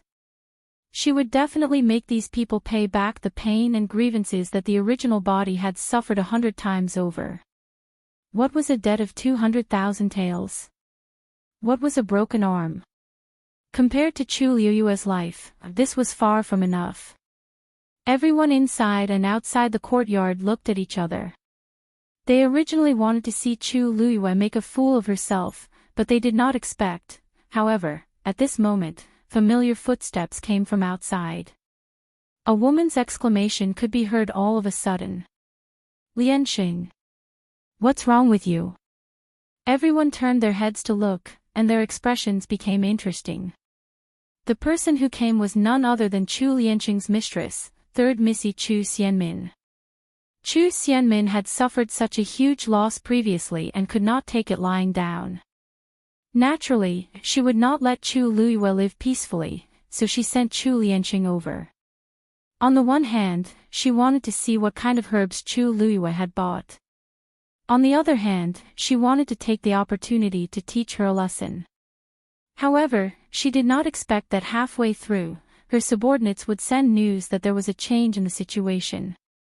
She hurried over and saw Chu Lianqing on the ground screaming non-stop. His right arm had been chopped off. Chu Lianqing wailed and crawled over, crying bitterly. Third Missy. Third Missy, you must make a decision for me. That little b*****. Big Missy chopped off my right arm. Chu Xianmin was instantly enraged. Everyone knew that Chu Lianqing was her man. Chu Liuyue's actions were undoubtedly a slap to her face. She looked at Chu Luiyue and suppressed the anger in her heart.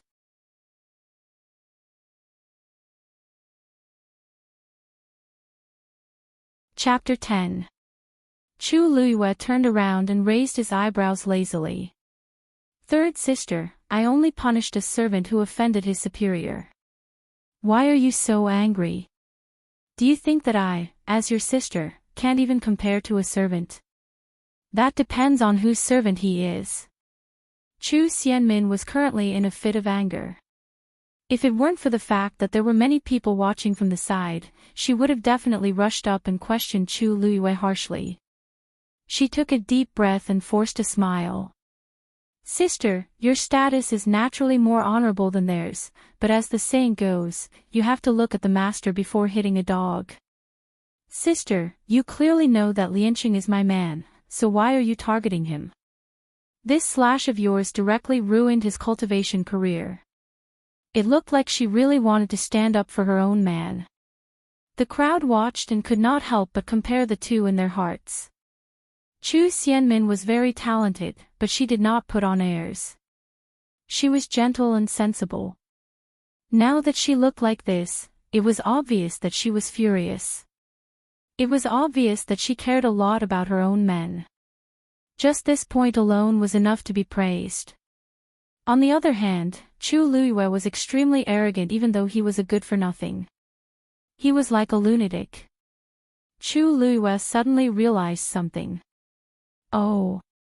Yes, I almost forgot that he's your man. Chu Xianmin was so angry that she wanted to vomit blood. Chu Luiyue was acting with her here. If she did not stand up for Chu Lianqing today, everyone would think that she, Chu Xianmin, was bullied by a good-for-nothing in the future. What reputation would she have then? Since sister has remembered, then no matter what, sister, please. Before Chu Xianmin could finish her sentence, she was interrupted by Chu Luiyue. So, it was your idea for him to bring people here to cause trouble? Chu Xianmin suddenly choked. Did you order Chu Lianqing to bring people to capture me and steal the herbs I bought? How? How could it be? Chu Xianmin subconsciously denied it. Chu Luiyue did not believe her. Would Chu Lianqing dare to do this without your orders? This question made Chu Xianmin speechless. It was quiet all around. Everyone was watching the show. Chu Lianqing was a smart man. He knew that if he let Chu Luiyue continue talking, it wouldn't do them any good. Third Miss. It's all my fault. Young Miss has a noble status, I shouldn't have offended her. If young Miss insists on telling the family head and His Highness the Crown Prince, I am willing to bear all the consequences. Chu Xianmin's face turned ugly. Chu Luiyue was using her engagement with the Crown Prince to pressure her. What the hell? Chu Luiyue had long known that she was not worthy of the Crown Prince, so she had never been ashamed to mention the engagement. Why now? What's with the noise? What are you all doing? Suddenly, an angry roar was heard. Upon hearing the voice, Chu Xianmin was elated and turned around to look. Great Elder. Chu Luiyue looked up and indeed saw First Elder, Chu Shao, walking over. Half a step behind him was an unfamiliar man. I asked him to come. Why? Do you have a problem with that? First Elder stood in front of Chu Xianmin and looked at Chu Luiyue with a frown. His tone was filled with undisguised disgust. Chu Xianmin calmed down. Actually, First Elder didn't know about this. However, since he was willing to back her up, she was more than happy to do so. She calmed down a lot and greeted the man behind First Elder with a smile. Vice Captain Song, why are you here? The person was the Crown Prince's personal guard, Song Yuan. Song Yuan hurriedly bowed and said politely, Young Mississippi, nice to meet you. Third Mississippi, naturally, Song Yuan has something to give you. It was obvious that he was here to give something to the Crown Prince. Everyone's expression changed slightly. They had long heard that the Crown Prince was in love with Chu Xianmin. Now, it seemed like it was true. Chu Xianmin was also overjoyed. The envious gazes around her made her feel very comfortable. Her cheeks blushed slightly as if she was shy. If Brother Jean has something to give me, he can just send someone to do it. Why would he trouble Vice Captain Song to deliver it personally? Song Yuan took out a letter and handed it over with both hands. He chuckled. He smiled and said, The Crown Prince's birthday is around the corner. I'm here to deliver an invitation to you. If it's someone else's, naturally, someone will deliver it. But if it's yours, His Highness the Crown Prince specifically instructed me to deliver it to you personally. Everyone then realized that it was an invitation to the Crown Prince's birthday. It was normal for the Crown Prince to invite guests to his birthday banquet, but there were not many people who could make Song Yuan deliver it personally. It was obvious that he treated Chu Xianmin differently. Thank you, Vice Captain Song. Chu Xianmin took the invitation, and her heart was naturally filled with pride and joy. She knew that the Crown Prince liked her, but his attitude had always been ambiguous. Now, he was finally willing to do so. Soon, the entire Imperial city would know about this. The Crown Prince had the intention of making her his wife. She held the invitation and purposely asked Chu Luiyue, Sister, your engagement is about to be announced.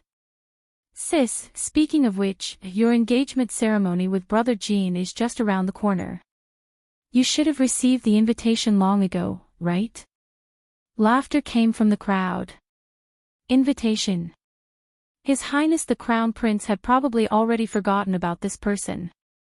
Chu Xianmin said sincerely, "You haven't been invited to brother's birthday banquet in the past few years. You haven't attended brother Jin's birthday banquets for the past few years. You'll definitely attend this year, right?" Chu Liyue sneered.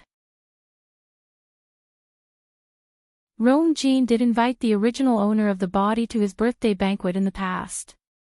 The original owner of the body went with high expectations, but she was ridiculed and insulted by countless people. After that, she refused to go, so Rong Jin naturally did not invite her again. Naturally, she did not have an invitation this time. Chu Xianmin covered her mouth in shock. "Ah. Sister, you don't have one. This.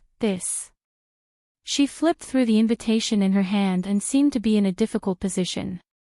"I'm sorry, sister. I didn't know you didn't." First Elder stroked his beard in satisfaction. Chu Liyue, that good-for-nothing, almost ruined the marriage between the Chu family and the Crown Prince. Luckily, Minmin was favored by the Crown Prince. What's a good-for-nothing like her going to embarrass herself? Thinking of this, he looked at Chu Liyue again, and his expression became cold. "Kneel down now." Chu Liyue looked at him coldly. "First Elder, even if you want me to kneel, there should be a reason, right?" The First Elder frowned. He pointed at the herbs and said angrily, "You still have the cheek to ask. Tell me, where did you get the money to buy these things?" Song Yuan glanced at Chu Liyue. "This is the rumored good-for-nothing from the Chu family, Chu Liyue. I've never paid attention to her before, and the Crown Prince doesn't even know what she looks like. I didn't expect her to be so restless at this juncture." What a joke. Chu Xianmin felt uneasy when she saw Song Yuan's gaze land on Chu Liyue. Song Lian was actually Song Yuan's younger cousin. The Crown Prince might not be unaware of this matter as he acted as the middleman. Even though he had never said anything, his attitude clearly implied that she did it. However, Song Yuan probably didn't know if Song Lian was dead or alive. If he found out, Chu Liyue was quiet for a while.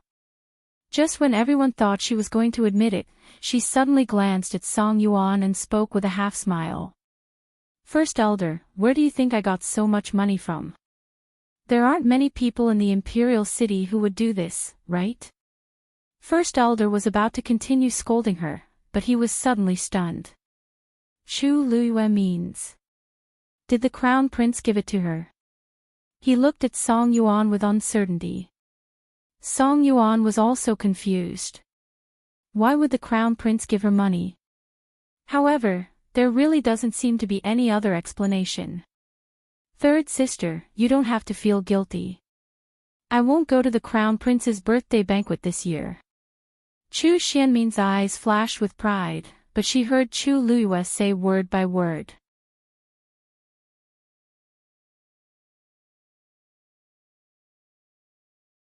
Chapter 11. B**TCH. B**TCH. Chu Xianmin angrily returned to her room. Her mind kept replaying Chu Liyue's words, and she could only gnash her teeth in hatred. What engagement ceremony? She clearly did it on purpose. Recalling Chu Liyue's calm expression, Chu Xianmin felt a ball of fire in her chest. Pack! She suddenly slammed the door shut. "What are you doing?"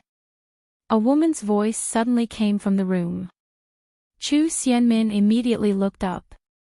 After seeing the person clearly, she immediately pounced over with grievance.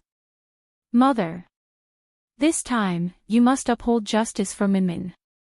I'm going to be bullied to death by that B**TCH. This woman was Lu Yao, Lu Min's birth mother. She maintained herself very well.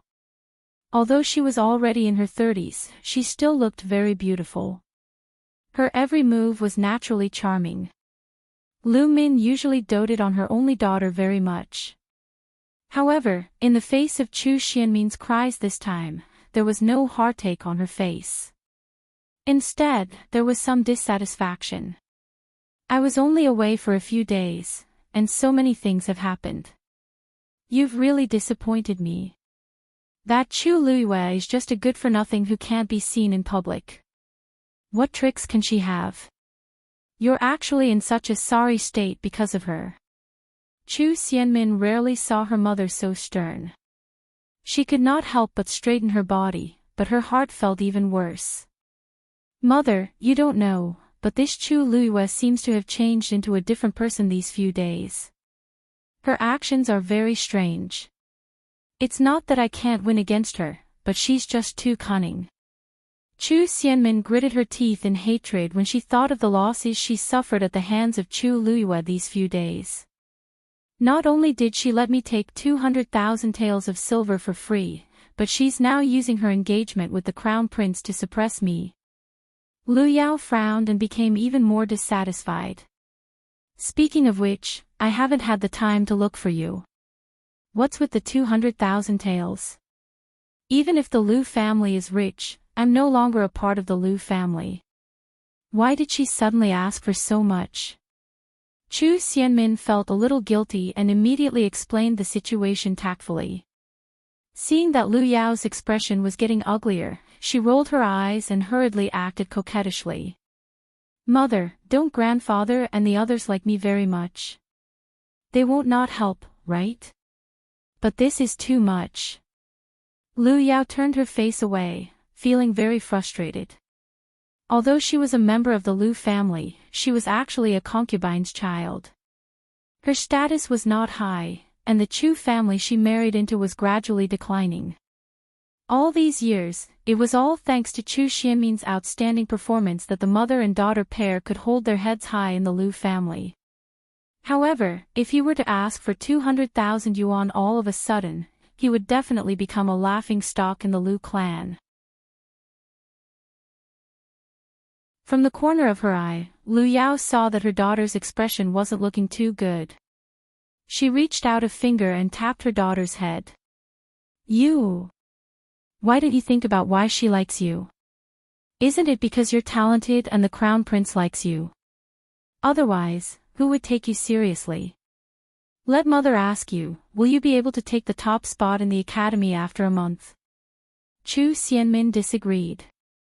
Of course. Her talent is considered top-notch in the entire country Yaoqin. But the problem now is the engagement between the crown prince and that little b*tch. Lu Yao didn't think much of it and smiled meaningfully. Silly child, what are you worried about? The person who doesn't want this marriage to happen the most isn't you, but the crown prince. Let her jump around for the next few days. When the time comes, she'll be in for it. Chu Luiyue brought up the engagement with the crown prince and shocked everyone. She successfully shut the mouths of First Elder and the rest, making those who wanted to see her make a fool of herself return angrily. When the courtyard quietened down again, she finally placed all the herbs in the house. Then, she found a big black pot and started boiling them. If she had force, she wouldn't have to go through so much trouble. She could just use her force to form a flame to extract the herbs. Unfortunately, due to the current circumstances, she could only use the most primitive method. Although this would cause the herbs to lose their potency, she had ordered a total of 10 batches at Jinbao Pavilion. In total, there shouldn't be a big difference. After the water boiled, she put the herbs in one by one. Soon, a fresh medicinal fragrance filled the air. Because the characteristics of the herbs were different, the time to add them was also different. She calculated the time seriously. While carefully scooping out the herbs that had been extracted, she added the remaining herbs in bit by bit. The color of the medicinal liquid also changed continuously. As for the medicinal fragrance, it grew even stronger. Chu Luiyue took a deep breath. Immediately, she felt a faint warm air flow into her body. She felt much more relaxed. Looks like it's not bad. She muttered softly. As the heavenly princess of the Tianling dynasty and with the talent to become a celestial physician, Chu Luiyue had read almost all the medical books she could in her previous life.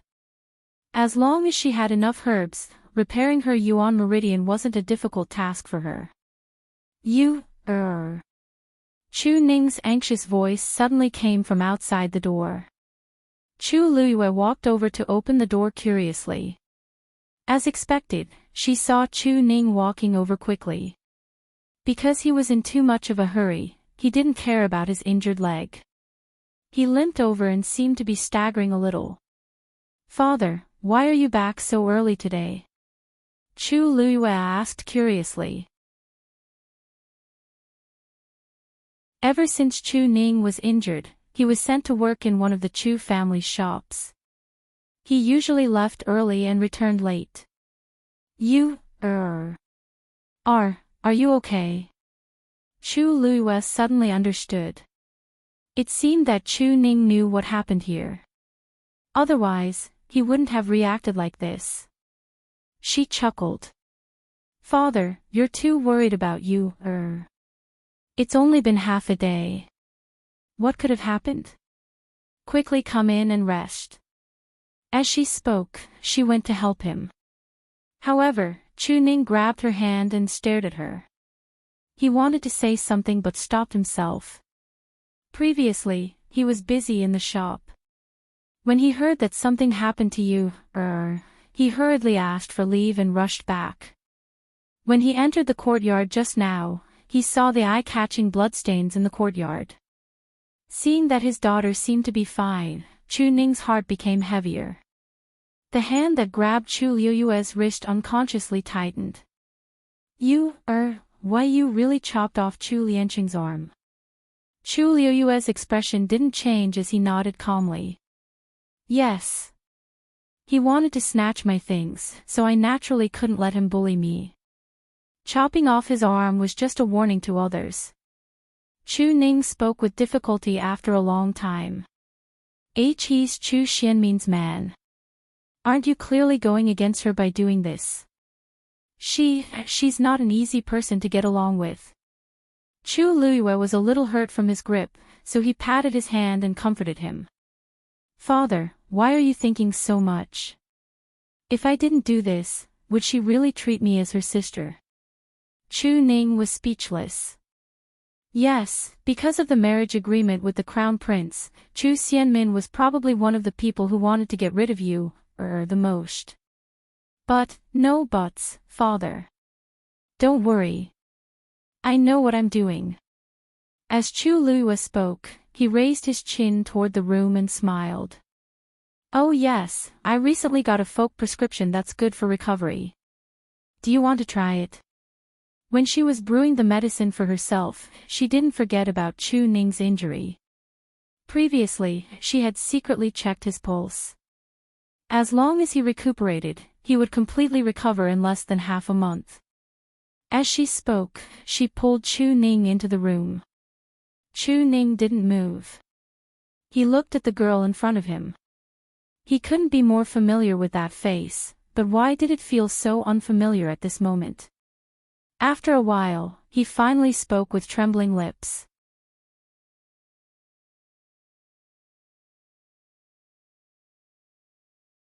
Chapter 12.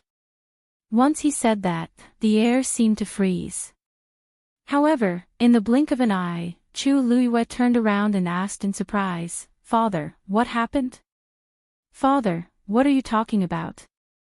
Her puzzled look really made it impossible for anyone to doubt her. However, Chu Ning was also very conflicted as he kept thinking about what had happened in the past 2 days. Ever since you went out to buy things and went missing and came back very late, everything seemed to have changed. The timid and weak you of the past was gone, replaced by a calm and composed girl. Previously, when she confronted First Elder and Chu Xianmin, he thought that she had been wronged and could not hold it in. However, the series of things that happened after that was far beyond his expectations. You used to treat Chu Xianmin as a good sister and trusted her a lot. Why would she go against her now? Furthermore, Yu has always been timid. She doesn't even dare to speak loudly, let alone cut off someone's arm. Also, I didn't give you any money for the herbs from Jinbao Pavilion. How did you buy them? The more Chu Ning spoke, the more guilty he felt. Even his voice was trembling. Previously, he only felt that something was wrong, but now that he thought about it carefully, everything was strange. Chu Luiyue quietly waited for him to finish before asking softly, "Is there anything else? Is there anything else? Other than this, do you have any other doubts?" Chu Ning shook his head. "Wasn't that enough? I know that I have indeed become a different person these 2 days, but there is a reason for that. I don't care about others, but since you have doubts in your heart, I will naturally explain it to you." Chu Luiyue gently and firmly held his hand. "Come in. I will tell you in detail." Chu Ning subconsciously followed her in. After Chu Ning sat down, Chu Luiyue closed the door. She looked at the herbs that were being boiled and added 2 new herbs. Chu Ning looked at her series of actions and became more certain of his guess. "You did not know this in the past. I'm afraid, you probably guessed it. Something did happen when I came back late the day before. Chu Xianmin sent someone to assassinate me." Once Chu Luiyue spoke, Chu Ning was so shocked that he stood up from his seat. What? He had guessed this previously, but he did not expect Chu Xianmin to be so ruthless as to kill him directly. Chu Luiyue looked at him and nodded seriously. Then, he recounted the events of that day in detail. Of course, she cleverly concealed the fact that the original body was dead and that she had replaced it. She had the memories of the original body, so she could mix the truth with lies, and there was no flaw at all. Thus, in Chu Ning's ears, it became Chu Xianmin trying to kill you, for her own selfish reasons. So, from that moment onwards, you finally saw her true colors. Moreover, I finally understood that blindly enduring and giving in would absolutely not be able to exchange for peaceful days. Only by becoming stronger would I be able to avoid being bullied by others. Chu Ning was speechless for a long time. That's right. How could he not know this? But now, he was suffering from an old illness and was unable to continue cultivating. What could he do? It's all because father is useless. He lowered his head dejectedly and muttered in a low voice. Chu Luiyue shook his head and said, "Father, I still remember when I was young.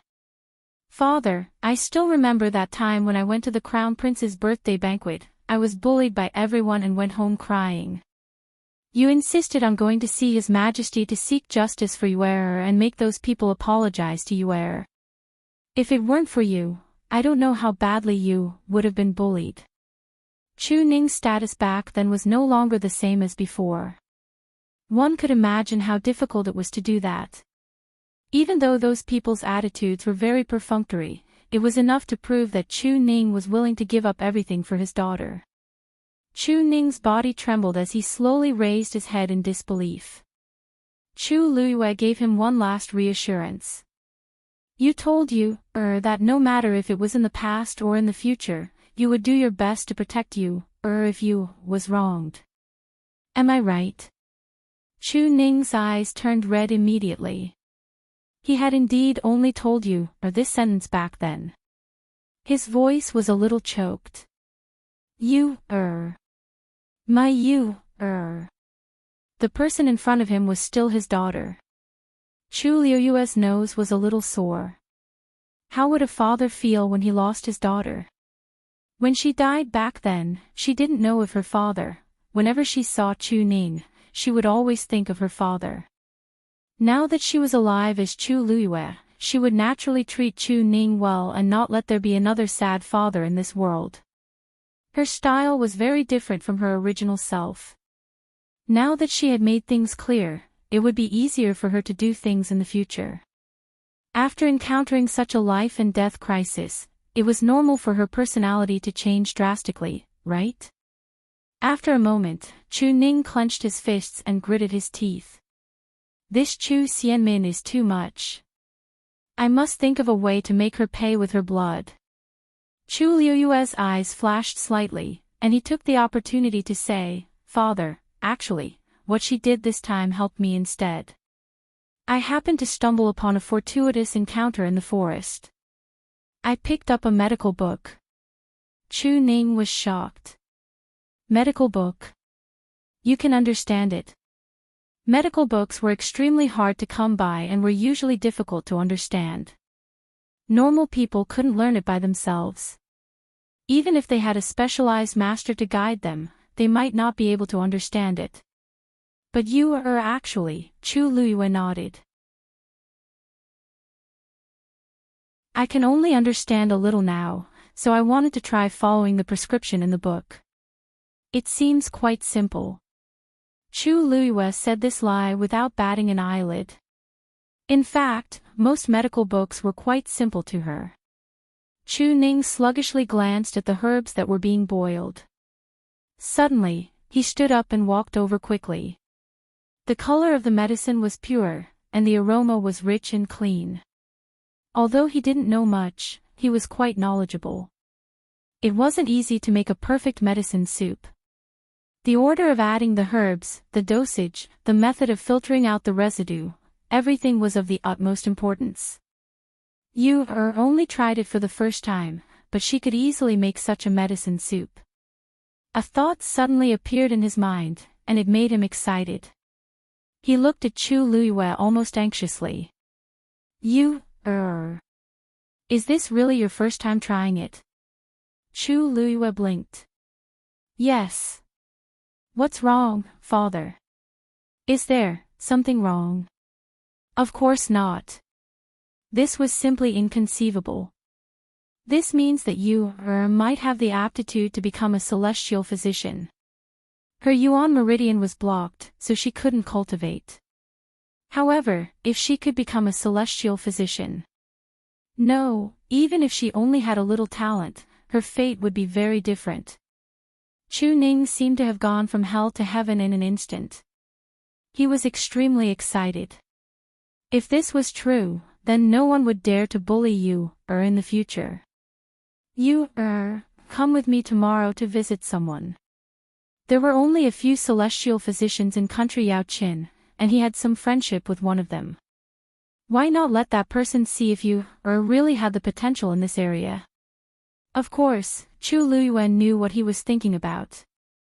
After thinking for a while, he said, Father, why don't we wait for a while? It's too ostentatious now. Chu Ning was stunned. That was true. If he went now, he was afraid that someone would come looking for trouble, then let's wait for a while. He could also see if the medicine you, was trying to make was really useful. Thinking of this, he felt much more at ease. By the way, you, how did you escape from the hands of those people that day? Chu Luyue was taken aback.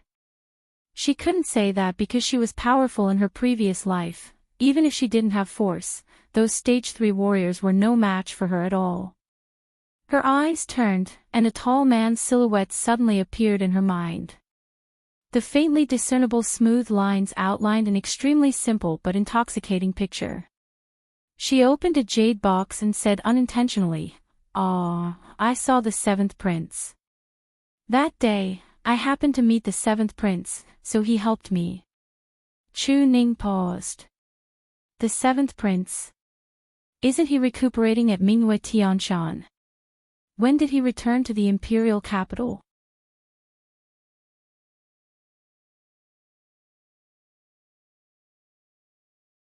Chapter 13.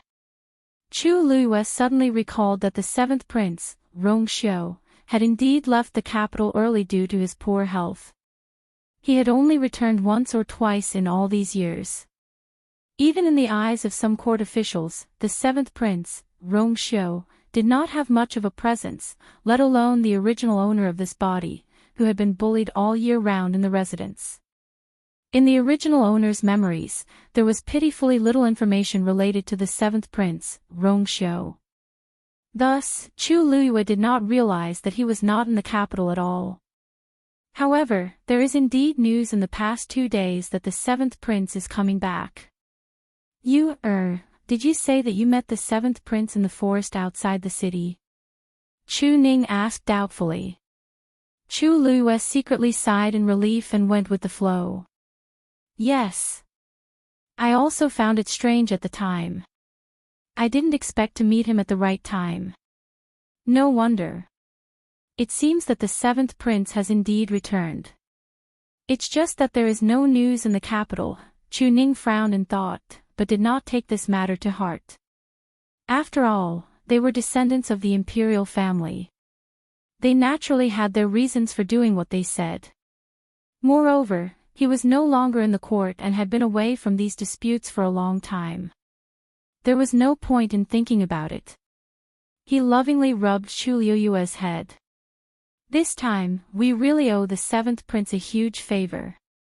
If there is a chance, father will definitely thank him in person.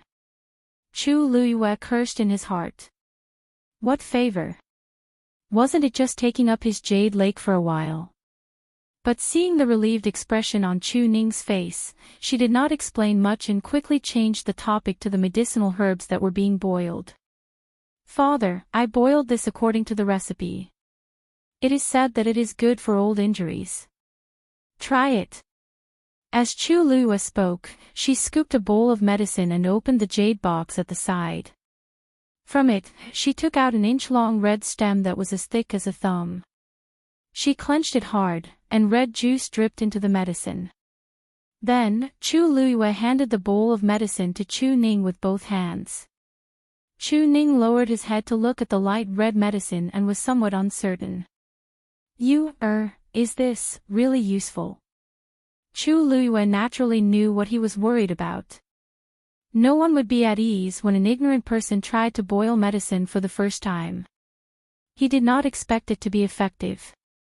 He was afraid that even if it was not poisonous, it would still be good.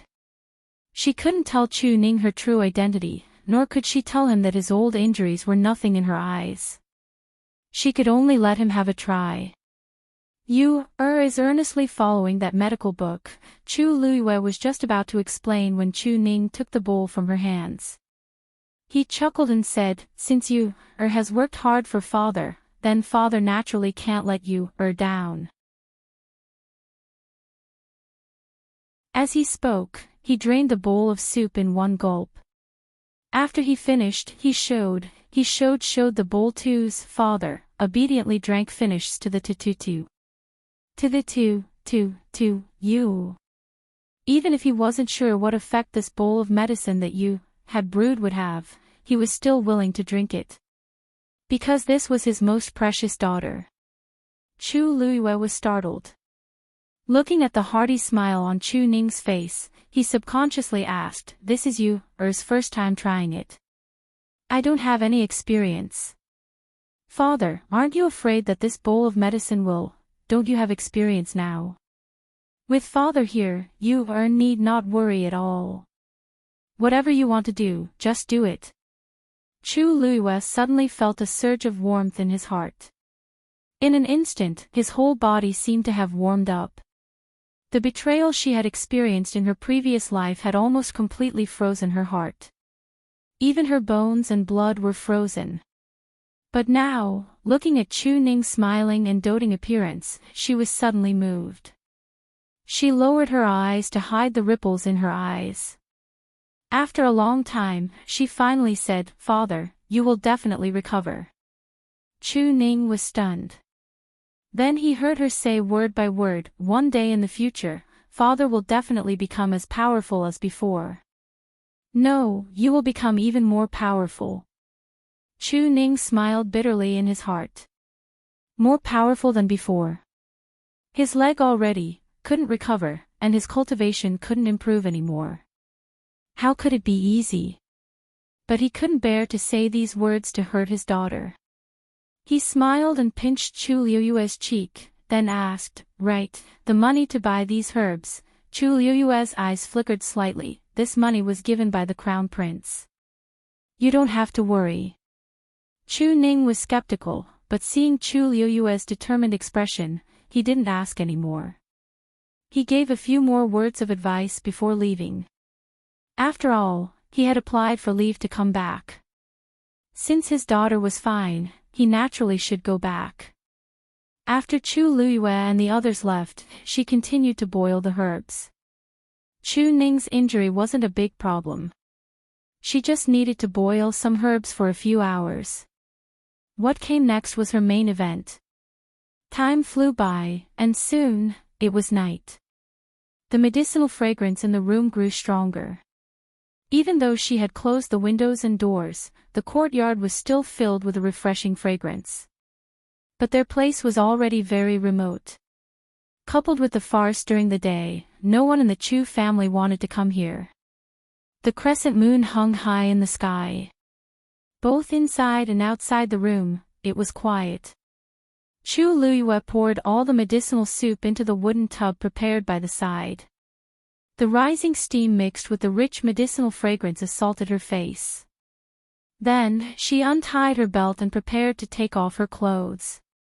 Even though her body was very thin and weak, she already had the exquisite curves of a young lady. Her clothes fell to the ground, revealing her fair and smooth shoulders. Dong! The sound of a collision suddenly came from outside. Chu Luyue quickly put on her clothes, walked to the window, and opened it to look outside. Who is it? The courtyard was silent. She could only vaguely see a white figure flashing by on the wall in the distance. But when she tried to take a closer look, it had already disappeared without a trace. She waited vigilantly for a while, but there was still no movement. So, she stopped looking.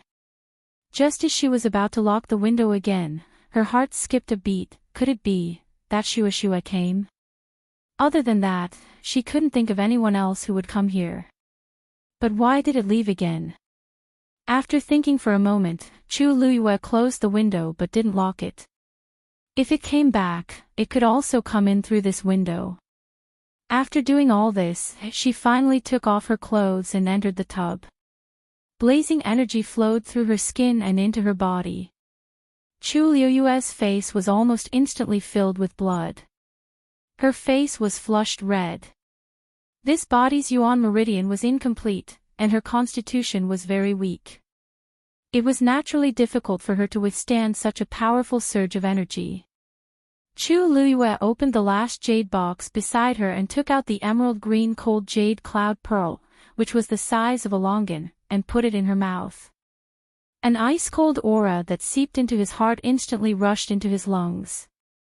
Waves of pain came from all over her body. It was cold on the outside and hot on the inside. It was as if she was experiencing ice and fire at the same time. However, only such intense stimulation could activate her yuan meridian and repair it. Chu Luyue slowly closed her eyes. Within his dantian, a ripple suddenly appeared on the small lake that had been transformed from the incomplete transparent book page. Outside the Chu family, in a narrow and dark alley, a tall figure was hidden in the night. The cold moonlight shone down, but it couldn't compare to the clear splendor in his eyes. Behind him, a white lion was squatting pitifully. There was a bump on its head. It was obvious that it had just been beaten. Rong Xiao stood with his hands behind his back and looked quietly at the dark and quiet courtyard. His voice was slightly cold.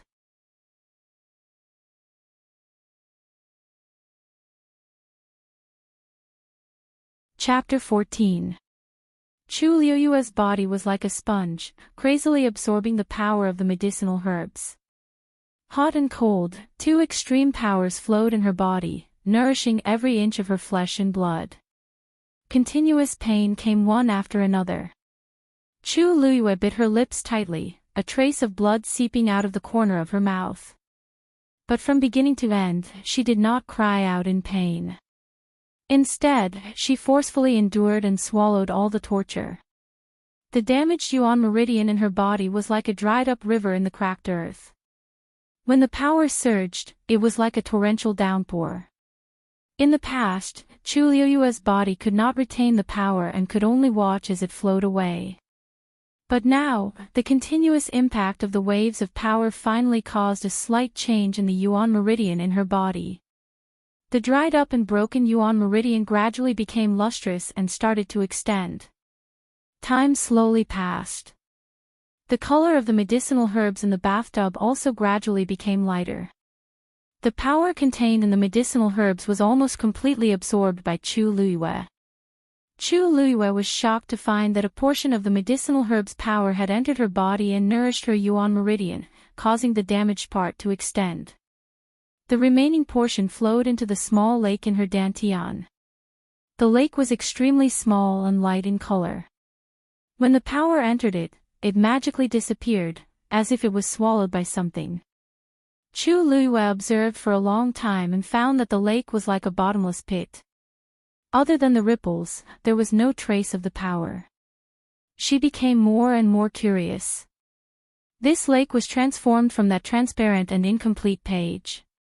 The mysterious blood-red rune that had appeared at the very beginning had never appeared again since that day. What was it? How did it come about? She searched through the memories of the original body but could not find any related memories. It was as if it had appeared out of thin air. Most importantly, she had never seen this thing before, but she felt an inexplicable sense of familiarity. It was as if it was brought about by her rebirth. Unable to find out what was going on, Chu Luiyue decided not to think about it and focused on repairing her yuan meridian. A night passed in the blink of an eye. Chu Luiyue only got up in the morning when the medicinal effects were almost completely absorbed. After a simple tidying up, Chu Luiyue found a few pieces of wood and made a simple plum blossom pile in the yard. He also carved a wooden figure and stood beside it. Finally, he tied a sandbag to each of his hands and feet and began to practice. The conditions were indeed very simple, but in her current situation, this was already the most convenient and fastest way she could find to quickly increase her physical strength. The Chu clan had a special training ground, but she had always been ostracized. If she went there, she might cause some unnecessary trouble. Although she wasn't afraid of trouble, she didn't want to waste time on those things.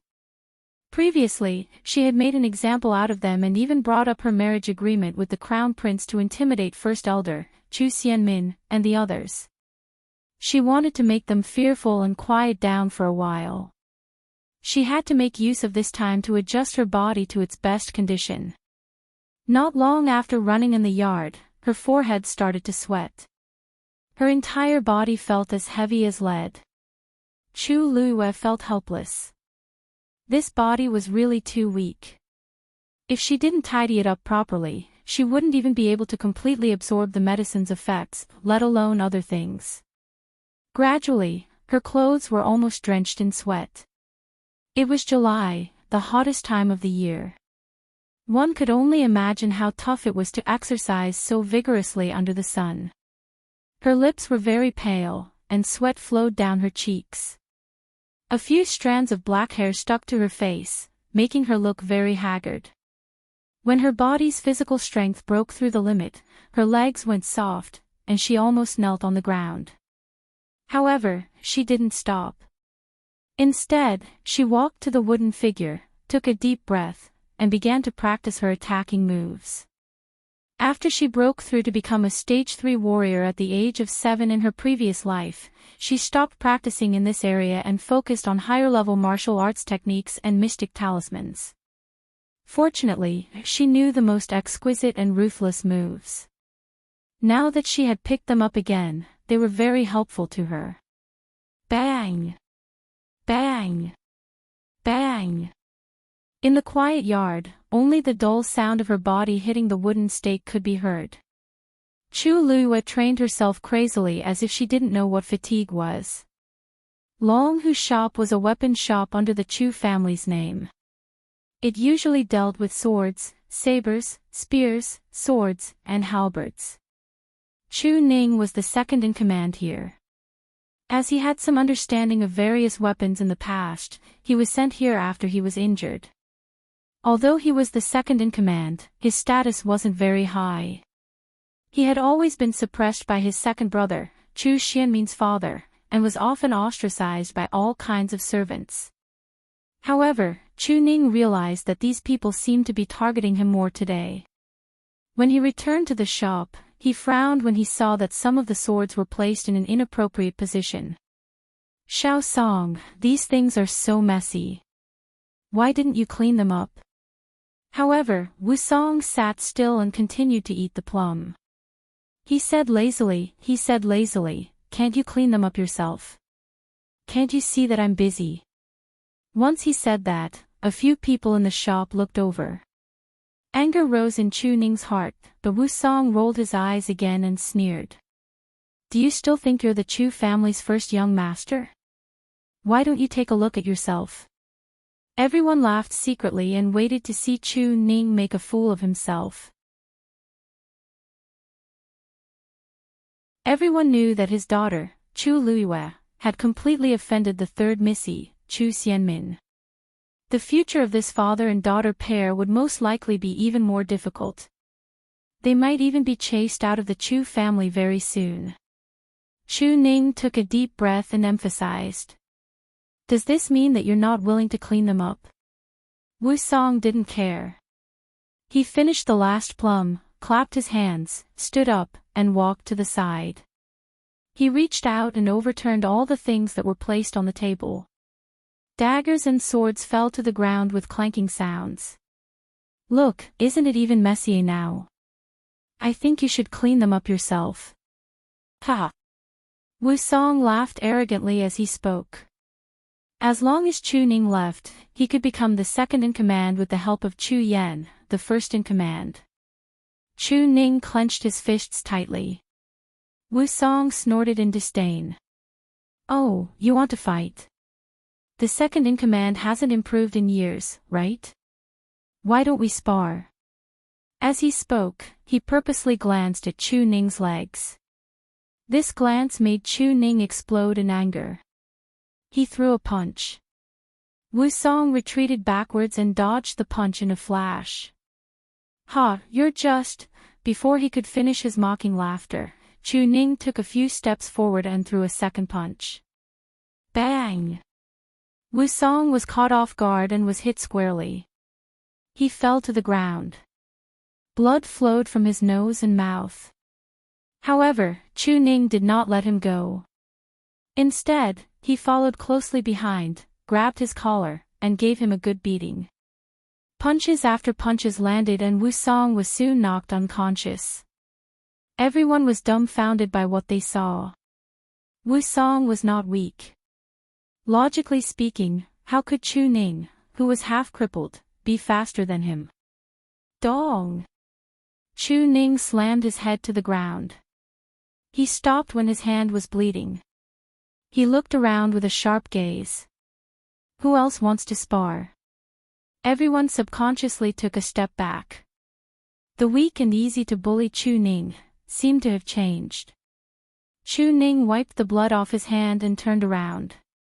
Suddenly, he paused. No! When he rushed over just now, it seemed that his movements were faster than before. Moreover, the force in his body seemed to flow more smoothly. He slowly lowered his head and looked at his right calf. He didn't know why, but he suddenly remembered the bowl of medicine that you handed to him.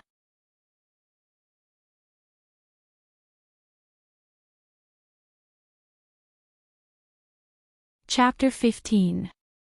Chu Luiyue only ended the day's training when the sun set. She didn't even need to look to know that her body was covered in bruises. However, she felt very carefree. Not only could she fully utilize the medicinal effects, but she could also rapidly improve her physical fitness. It was also beneficial for her future cultivation.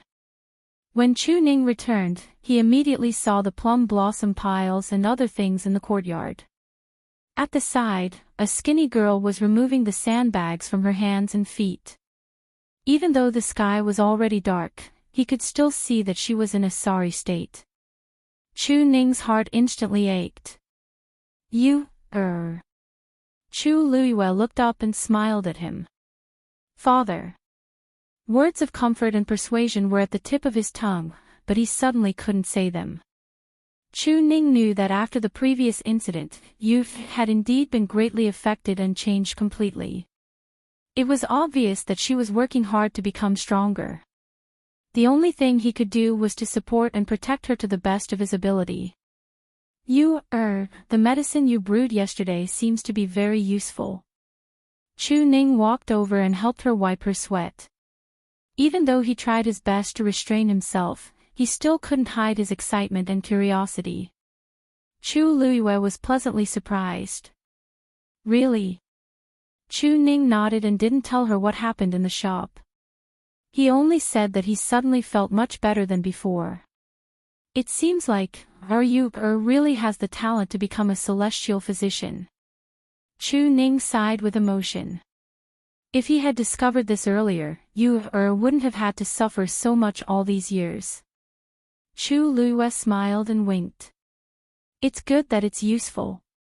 As for this talent, it's not too late to discover it now. Chu Ning thought that she was comforting him and nodded. Yes, you recuperate well during this period of time. After some time, we'll find you a good master. Chu Luiyue smiled but didn't say anything. Master. Even if all the celestial physician in country Yaoqin were added up, they might not be enough to be her master. Oh yes, your birthday is coming soon. When the time comes, what do you plan to do about your marriage agreement with the Crown Prince? Chu Ning asked hesitantly. Previously, because the father and daughter were in dire straits and his daughter still had some fantasies about the Crown Prince, he did not mention this matter. Now that everything had started anew, it was time to consider this question. After all, there was less than a month left. Chu Luiyue smiled coldly. Let's wait and see. She was not the one who panicked first. That night, Shuai appeared as usual, but there was a bump on her head. Chu Luiyue asked, and Shuai lowered its head, feeling wronged. Was it easy? Clearly, its master had agreed for it to come, but in the end, it was beaten. When it came yesterday, it did not know that it would see Chu Luiyue taking off her clothes. This was infuriating. Chu Luiyue looked at him for a while. The injury wasn't serious, so she didn't pay it any mind. She let him lie on the bed while she began to adjust her breathing. She only fell into a deep sleep in the latter half of the night. After Chu Luiyue fell asleep, Shuai opened her eyes and moved closer to Chu Luiyue, allowing her gentle power to overflow and envelop Chu Luiyue. The disputes in the Chu family were quickly forgotten by everyone. This was because there was a new commotion in the Imperial city. The seventh prince, Rongxiu, had returned from Mingwei Tianshan. Although he was dressed lightly and kept a low profile, His Majesty's imperial edict immediately made His Highness the seventh prince the focus of everyone's discussion. The seventh prince, Rongxiu, had been away for a long time. Now that he had finally returned, the emperor was overjoyed and directly gave him the title of princely. He was given the princely mansion. If one thought about it carefully, they would be able to sense the multiple meanings behind this imperial edict. Firstly, this proved that the seventh prince would stay in the imperial city from now on. Secondly, this showed that the emperor valued and liked the seventh prince very much. One had to know that the emperor had 9 princes. 3 of them had died young, and 6 were left. Other than the eldest son, Rongjin, who was made the crown prince the moment he was born, among the remaining 8 princes, only the 5th prince, Rongqi, who was born from the same mother as the crown prince, was conferred the title of Prince Ping. From this, one could tell how big of a commotion Rongxiu's title of princely would cause. Originally, no one had much of an impression of him and didn't pay much attention to the return of the frail 7th prince. However, now that he was conferred the title of princely as soon as he returned to the imperial city, it really made people overthink. Almost overnight, the princely mansion became a bustling place. Many people sent in invitations to see the princely, but the princely mansion rejected them all, claiming that the princely was tired from traveling and needed to rest. Chu Luiyue naturally didn't know about these undercurrents. What she cared about the most now was her own health. Zhenbao Pavilion was indeed reliable, and the second batch of herbs was delivered on time. Chu Luiyue wasn't in a hurry to deal with these things.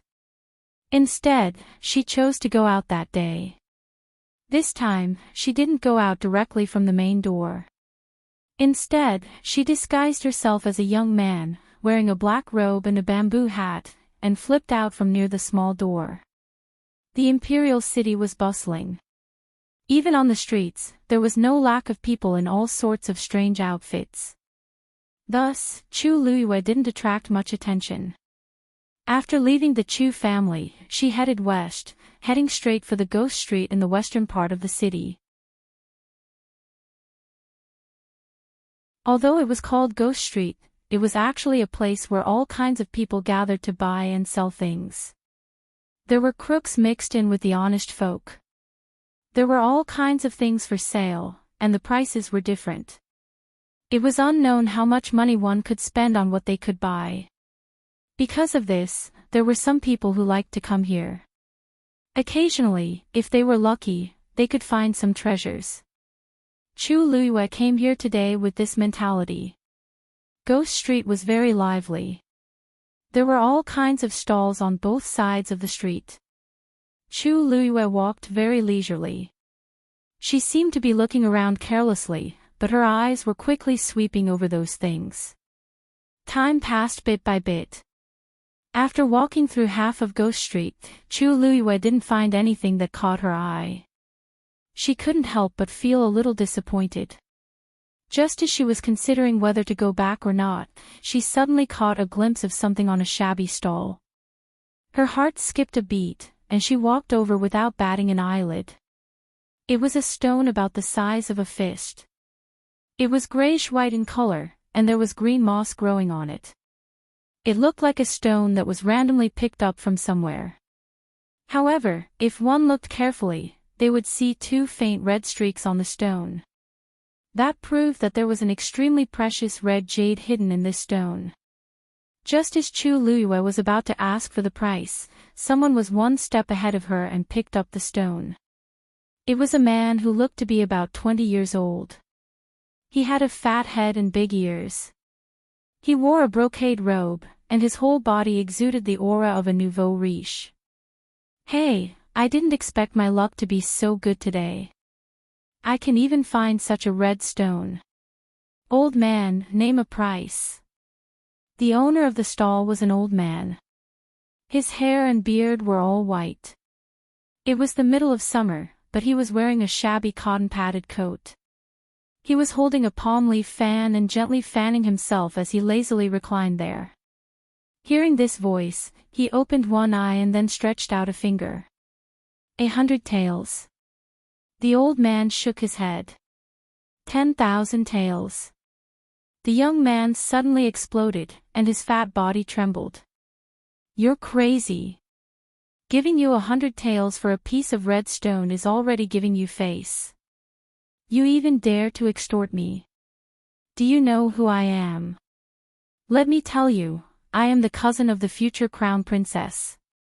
Hearing this, Chu Luiyue, who had been watching coldly from the side, finally raised her eyebrows slightly.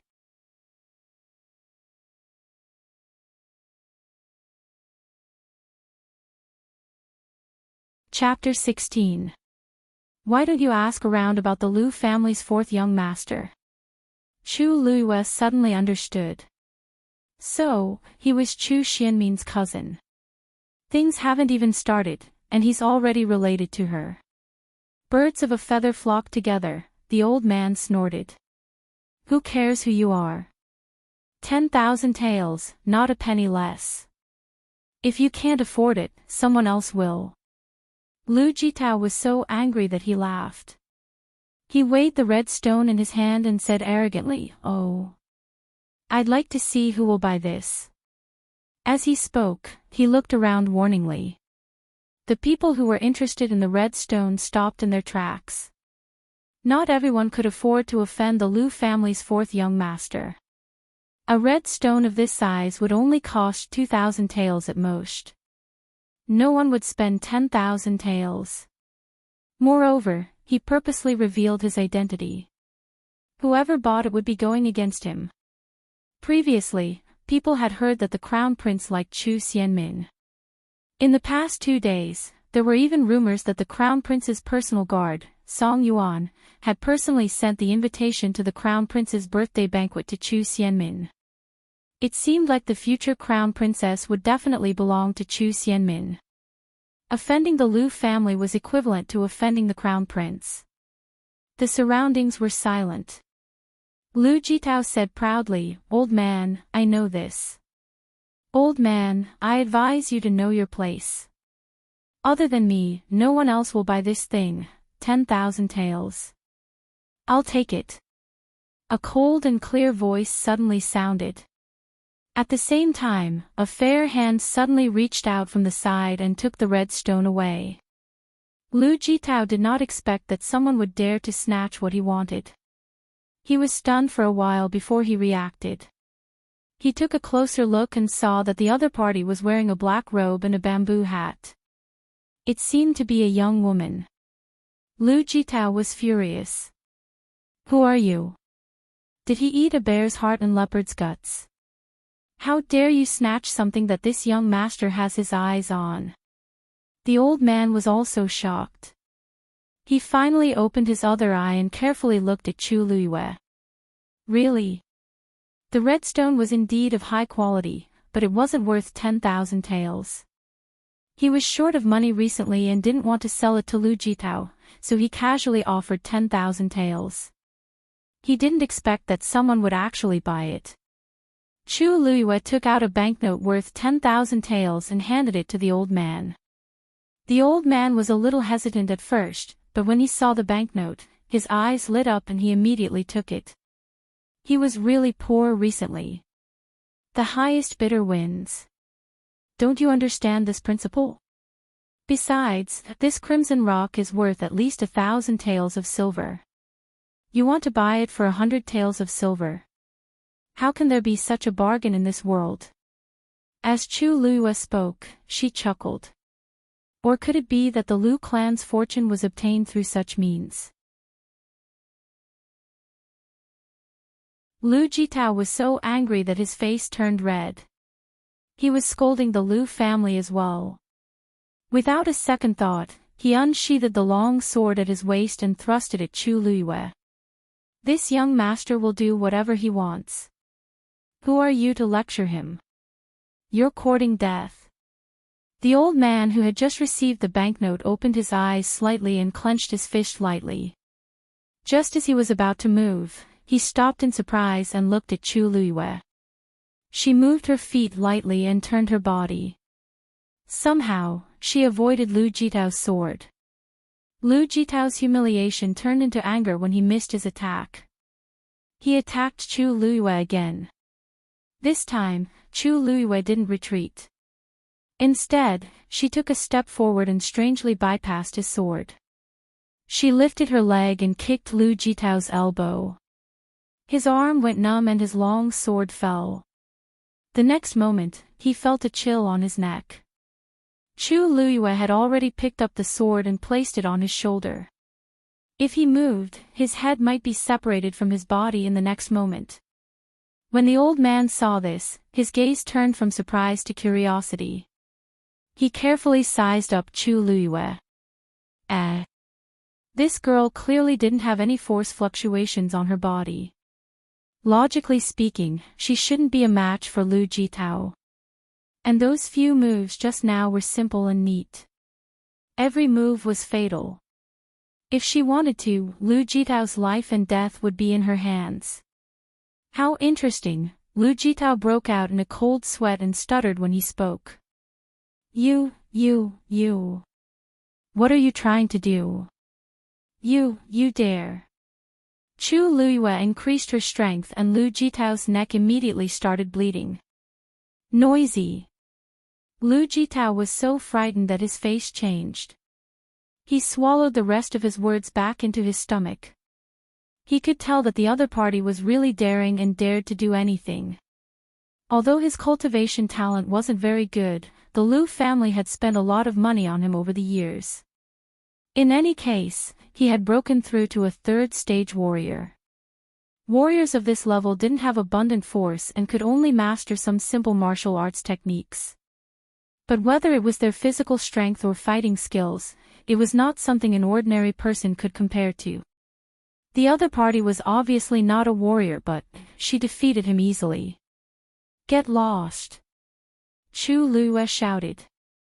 Only then did Lu Jitao stand up trembling and retreat until he was more than 10 steps away. Finally, he forced himself to shout, "You! Just you wait, just you wait." After saying that, he immediately turned and ran away without waiting for Chu Liyue to speak. Chu Liyue didn't take him seriously at all. She threw the sword down and turned to leave. Buying that red stone today was already a pleasant surprise. There was no point in staying here any longer. Moreover, Lu Jitao must have gone back to get reinforcements. She didn't want to expose her identity so quickly. The people who were surrounding Chu Liyue saw that she was about to leave and subconsciously made a path for her. Although they couldn't see the person's figure or appearance, there was an inexplicable pressure on her that made people submit subconsciously. "Hey! Wait!" Seeing this, the old man immediately reacted. He hurriedly packed up his stall and was about to chase after Chu Liyue. However, when he looked up, he realized that Chu Liyue was no longer in sight. He was stunned for a moment and couldn't help but shake his head and scold with a smile, "What a vigilant girl." However, it was too naive to think that she could get rid of him like this. Chu Liyue quickly sensed that someone was following her, so she quickly changed her route and walked through several streets. Not only did she not go to the Chu family, but she also went further and further away. Finally, she entered a remote and narrow dead end. After entering, the surroundings were quiet. She then turned around. "You've been following me all this way. Why don't you just say what you want to say?" After a moment, a hunched old figure appeared at the entrance of the alley.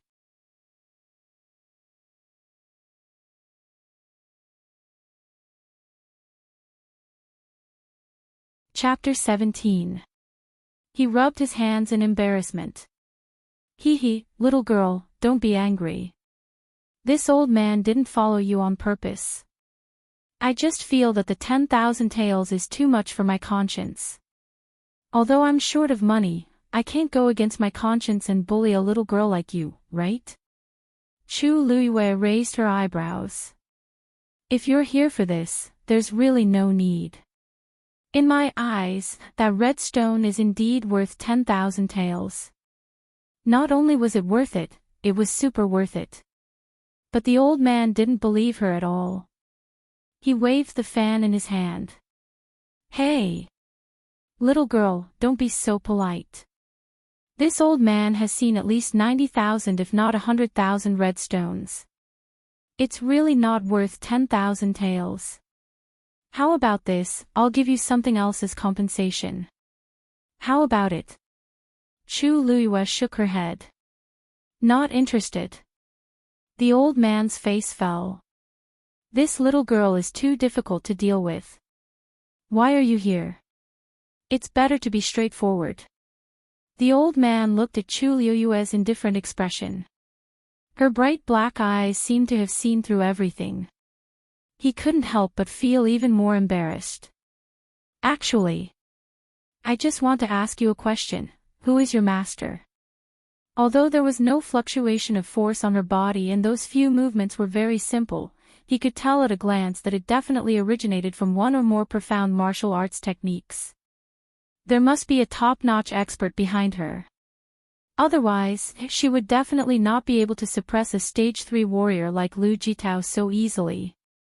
These years, his life had been very boring. If he could exchange pointers with her, that would be great. Chu Liyue narrowed her eyes. "If I tell you, what's in it for me?" The old man scratched his head in distress. He didn't have much money on him, and the other party didn't seem to be short of money either. After thinking for a long time, he finally patted his head and took out a jade pendant. How about this in exchange? It's still worth some money. Chu Luiyue lowered her head to take a look. Her eyes flashed slightly. It was actually a jade pendant carved with a mystic talisman. And it seemed that the grade of the mystic talisman wasn't low. The value of this thing was definitely not low. He actually gave it away so casually. Really? Of course. Seeing that Chu Luiyue seemed to be somewhat moved, the old man hurriedly took a few steps forward and stuffed the jade pendant into her hand. Anyway, this old man doesn't really need it. If you like it, you can take it. Chu Luiyue pondered for a moment, then simply accepted the item. Since he dared to give it to her, she naturally dared to accept it. Alright, then I'll tell you the truth, I don't have a master, said Chu Luiyue straightforwardly. The old man's excited and expectant expression instantly froze. What? No master? How was this possible? Don't tell me you learned all your martial arts on your own. Chu Luiyue coughed. She really couldn't explain this. I really don't have a master. Of course, the old man didn't believe him. He grabbed Chu Luiyue's wrist. Lass, if you don't tell the truth. Halfway through his words, he suddenly paused and looked at Chu Luiyue with shock in his eyes.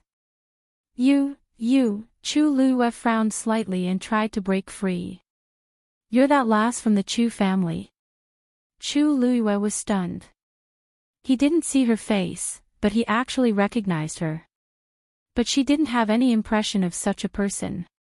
Seeing that she didn't speak, the old man was even more incredulous. You're really Chu Luiyue. Isn't your Yuan meridian? So he recognized her by taking her pulse.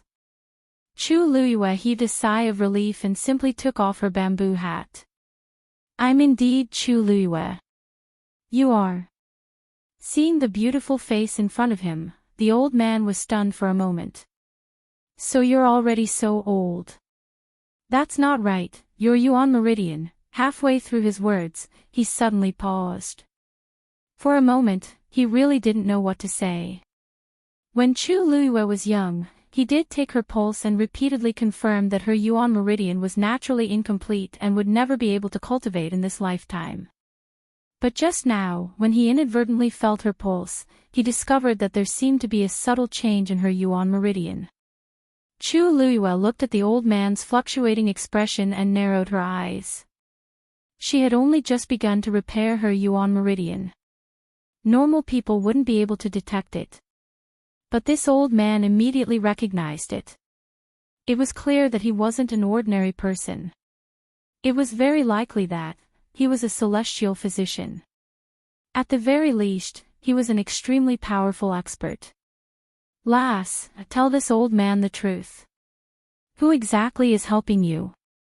The old man's previously idle appearance was replaced by a much more serious expression. He let go of Chu Luiyue's hand and carefully stared into her eyes. Chu Luiyue sincerely shook her head. There really isn't anyone. If you don't believe me, you can personally ask around. Although I'm the first miss of the Chu family in name, I've been living worse than a servant all these years. I'm already lucky to be able to keep my life. What else can I do? The old man was skeptical. He hadn't paid attention to worldly affairs for many years and didn't understand many things in the capital. But Chu Luiyue was born a good-for-nothing. It wasn't difficult to guess what kind of life she had been living all these years. If someone was helping her from behind.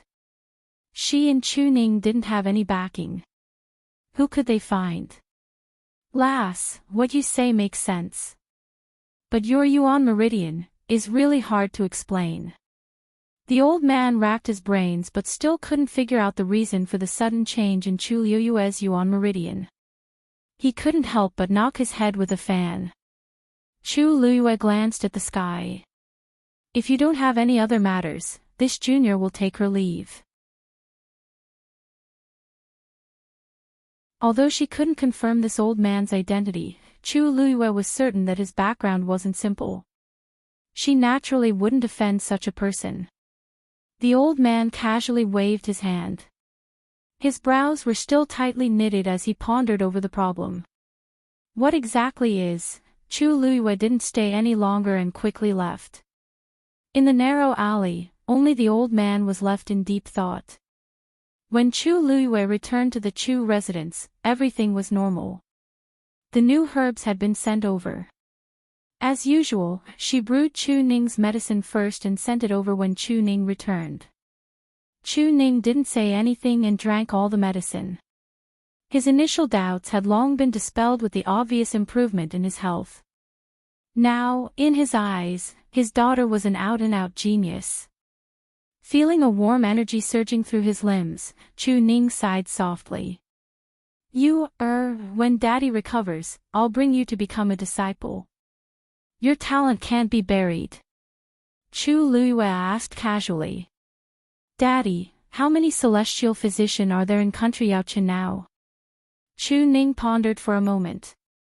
The requirements to become a celestial physician are very stringent. Even if some people have a little talent, they can't become a true celestial physician. Now, there are only 7 celestial physicians in the entire country Yaochen. Chu Luiyue asked some indirect questions, but unfortunately, Chu Ning didn't know much about them, so he couldn't match up with the strange old man in the end. Chu Luiyue also knew that this matter couldn't be rushed, so he didn't ask any more questions. After Chu Ning left, he continued to brew his own herbs. That night, Xue didn't come. 3 days passed in the blink of an eye. When Chu Luiyue started brewing medicine for Chu Ning again, an uninvited guest came. It was that old man. Obviously, he didn't come in from the main entrance. He was still wearing the same tattered cotton-padded clothes, and there were a few leaves on his head.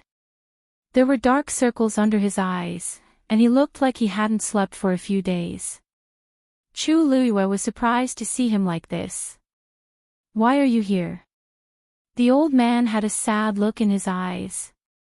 I thought about it for 3 days and 3 nights, but I still couldn't figure it out. I didn't expect. Chu Luiyue was shocked.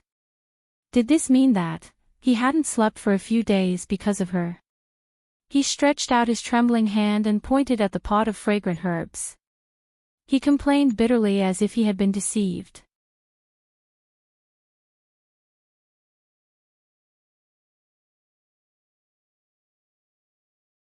Chapter 18. After listening to the old man's tearful complaints, Chu Luiyue realized that after she left that day, he had been wondering how she had started to heal her Yuan meridian. However, he couldn't figure it out even after 3 days of thinking. In the end, he had no choice but to make a trip to the Chu estate to take a look for himself. He almost fainted from anger when he saw what was inside. The entire courtyard was filled with the rich smell of medicinal herbs. He could tell that it wasn't simple with a single sniff.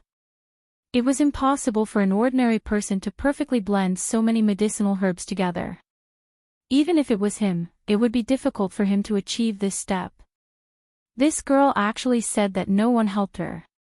Was she seeing a ghost? Chu Luiyue helplessly face-bombed when she saw the old man's "you big liar" expression. Most people wouldn't know what she was doing with these herbs, but this old man was different. He would definitely be able to tell something. Chu Luiyue couldn't be bothered to hide it and shrugged. If you don't believe me, then so be it. With that, she continued to open the jade box and process the herbs. The old man was stunned. Seeing that Chu Luiyue had no intention of explaining, he immediately farted in a fit of pique. He sat on a rock nearby. Girl, if you don't give this old man an explanation, I won't leave. Chu Luiyue nodded perfunctorily. Oh. All right. There's water in the house. If you're thirsty, you can drink it yourself. Look. Look at this attitude. The old man was so angry that he waved the fan in his hand, causing his beard to flutter. This time, he really went against Chu Luiyue. Seeing that Chu Luiyue was really ignoring him, the old man snorted and casually looked around the courtyard. The Chu clan was one of the 4 great clans in the capital. Although they were ranked at the bottom, they still had some foundation. However, this courtyard was remote and shabby. It was no different from a poor family's. No matter who saw it, no one would believe that the once glorious Chu Ning and his only daughter were living here. These two were the direct descendants of the Chu clan. To think that they would end up in such a state, the old man sighed in his heart, and his anger gradually dissipated. Then, he looked at the plum blossom piles in the courtyard. They looked like they had just been set up. Was this used by Chu Luiyue for training? Wasn't it too simple and crude? This father and daughter pair were living too miserably. A unique bitter and sour smell suddenly drifted over. The old man sniffled and watched as Chu Luiyue took out a black withered vine the length of a small arm from the jade box and placed it into the boiling pot. Hey, why did you add in the withered wall vine? This thing would melt when it came into contact with boiling water. At that time, its effectiveness will be greatly reduced. The old man quickly rushed to Chu Luiyue's side and spoke in an exasperated tone. You silly girl. The withered wall vine was extremely valuable. Just like that, you. His words came to an abrupt halt. The withered wall vine, which should have melted quickly, was now lying in the pot. Steam rose from the boiling water and hot air rushed over, but the withered wall vine was still intact. Gradually, an ink-like liquid flowed out from the withered wall vine and dyed the air. The bitter and sour smell became fragrant and sweet. This was the smell of the withered wall vine when its effectiveness was completely extracted. The old man widened his eyes and looked at the scene in disbelief. How is this possible? The withered wall vine had an extremely strong healing effect. In addition, it grew on cliffs, and only grew an inch every 10 years, so it was very precious. However, such a rare herb was also very troublesome to process. Because it was extremely thin and brittle, once it was damaged, its efficacy would quickly dissipate. It could only be slowly steamed in water. If the water temperature was too high or too low, it would affect the efficacy of the herb. Especially boiling water, once it came into contact with it, it would quickly turn into slag. But now, the withered wall vine not only did not melt in the boiling water, but it was also stimulated to its strongest effect. How did you do it? The old man looked at Chu Luiyue in confusion. Chu Luiyue pointed. Take a closer look. The old man rubbed his eyes and leaned closer. Finally, he saw that the withered wall vine seemed to be covered with a layer of silver-white ice crystals. This is silver ice grass. This was an extremely common herb. Because it was silver-white and had a cold attribute, it was usually used to relieve pain. Grind the silver ice grass into powder and add it to the boiling water 15 minutes in advance. When the withered wall vine is added to the boiling water, it will quickly condense on the withered wall vine. In this way, the withered wall vine will not melt. Chu Luiyue explained. Everything had its weakness. Although the silver ice grass was common, it was extremely useful in this situation. The old man was stunned for a while before he suddenly slapped his thigh. That's right. Why didn't I think of it? Chu Luiyue smiled faintly. This was actually not a secret. Celestial physicians' understanding and application of the medicinal properties of herbs were different. Where did you learn this method? The old man finally reacted and looked at Chu Luiyue with sparkling eyes. Chu Luiyue scooped out the withered wall vine. The medicinal properties had already taken effect. It was best to remove the remaining residue as soon as possible. I figured it out myself. The old man naturally did not believe it. However, after asking for a long time, Chu Luiyue did not explain anything. He could not help but feel annoyed. However, his eyes did not leave the pot of medicinal herbs that was boiling in the water. Chu Luiyue did not hide it and openly allowed the old man to look at it. This medicine was brewed for Chu Ning. The prescription was very common and there was nothing wrong with showing it to him. This was because the technique and control of the medicine was more important. Some people did not have the talent. Even if they memorized the prescription and tried diligently, they would still not be able to become a celestial physician. The courtyard quietened down. The old man watched Chu Luiyue brew the medicine from the side and his expression gradually changed. Chu Luiyue's series of actions flowed smoothly. The timing and dosage of each herb could be said to be perfect. The medicinal fragrance became stronger and stronger, indicating that the medicinal properties were fusing together. Without tens of thousands of practice, it was absolutely impossible to achieve this.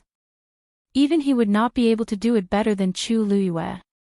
Clack. The jade box was closed and the last herb was put in.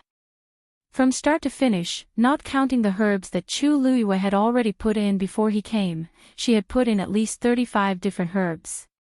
Moreover, this was clearly not the limit of Chu Luiyue's standard. She was definitely at the level of a celestial physician. No matter who she learned her skills from, he was certain of one thing: Chu Luiyue was extremely talented on the path of a celestial physician. What was wrong with the Chu family? Not only did they not cherish such a rare celestial physician genius, they even dared to bully and humiliate her. Looking at this dilapidated courtyard, it was simply ironic. He rubbed his hands and looked at Chu Luiyue as if he was looking at a peerless treasure. That. Lass you, this old man will not ask you about those things. I only have one thing that I need your help with. I want to come here and watch you refine medicine in the future. Do you think that's okay? Chu Luiyue shook her head. She had too many things to do. It would be inconvenient to have another person around. Then. I'll come here once every 3 days. Chu Luiyue still shook her head. 5 days. Half a month. If you don't agree, then 1 month. Okay. Half a month. Just half a month. The old man was afraid that she would go back on her words. He nodded his head repeatedly and his face was already full of smiles. Chu Luiyue suddenly tilted her head and asked thoughtfully.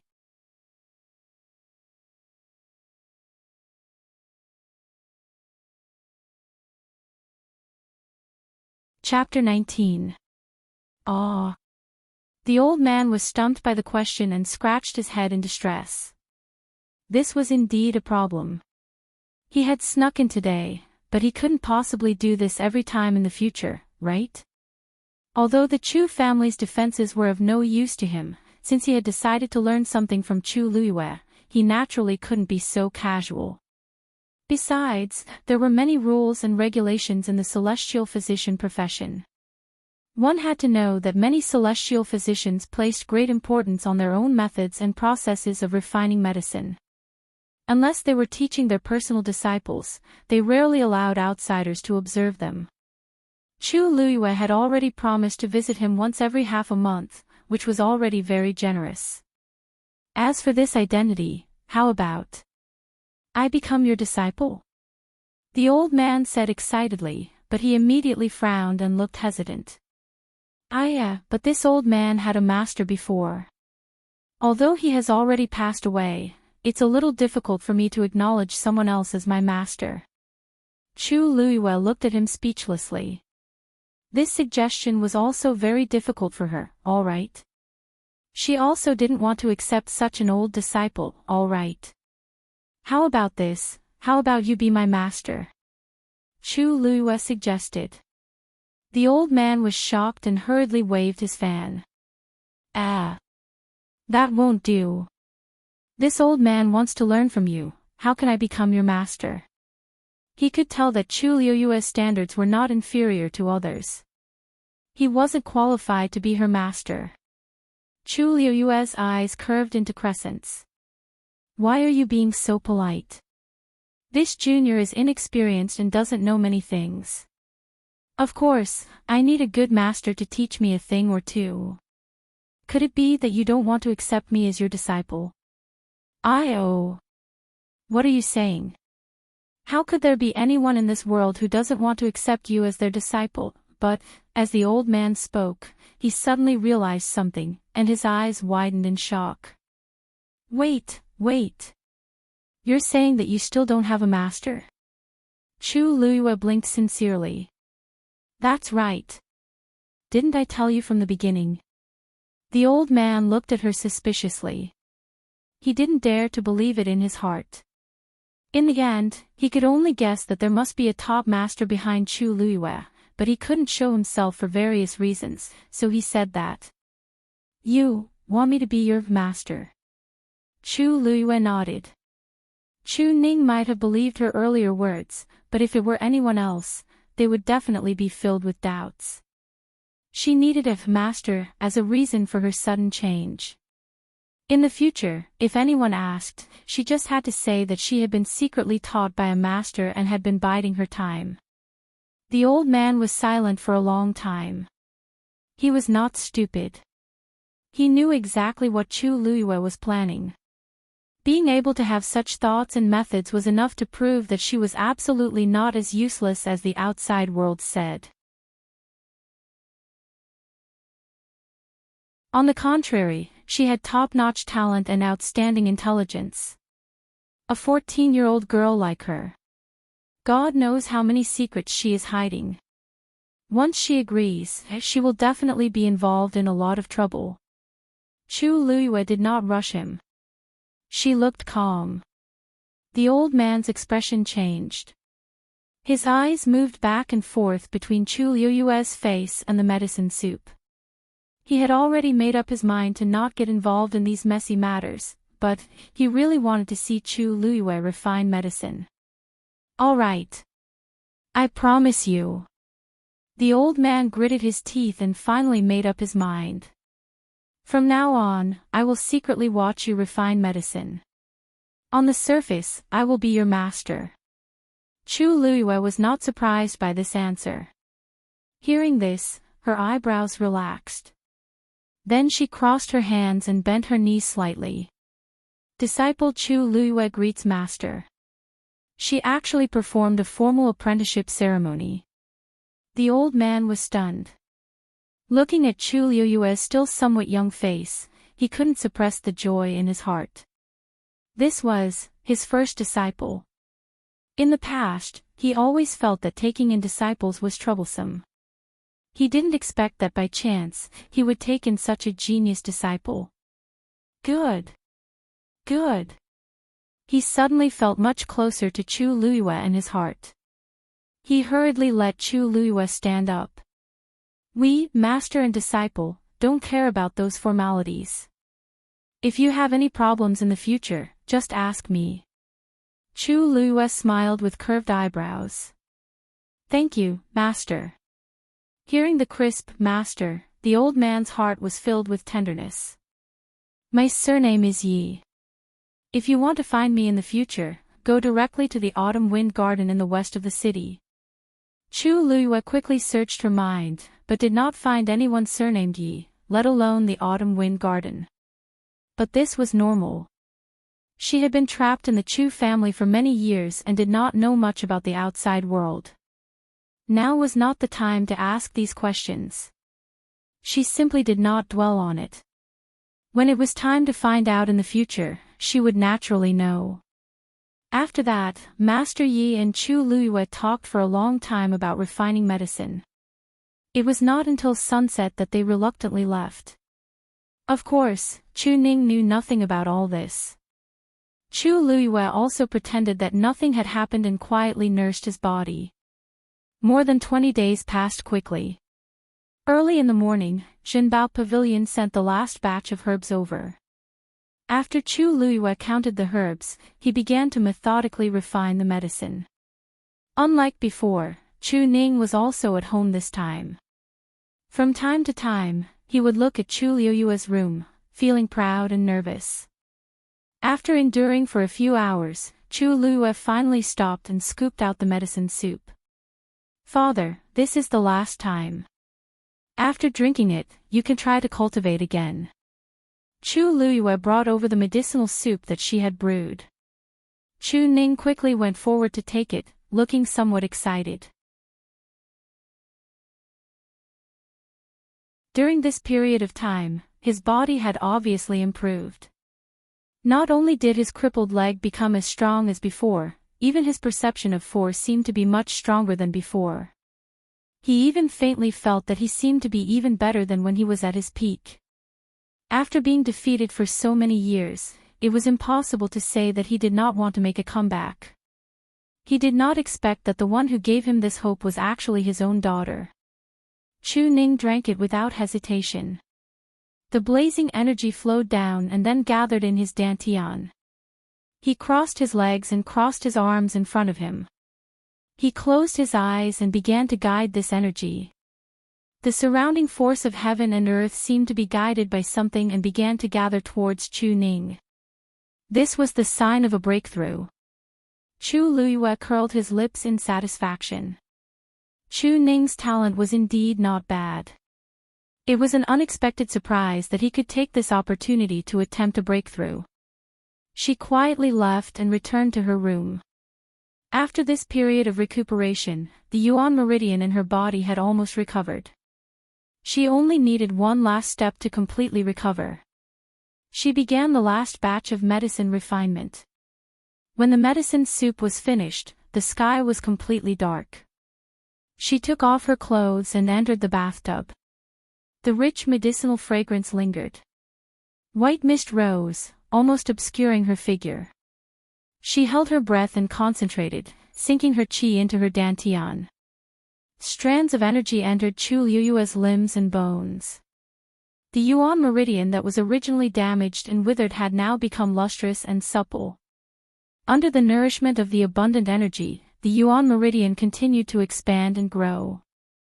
At the same time, the small lake in Chu Liyue's dantian started to ripple again.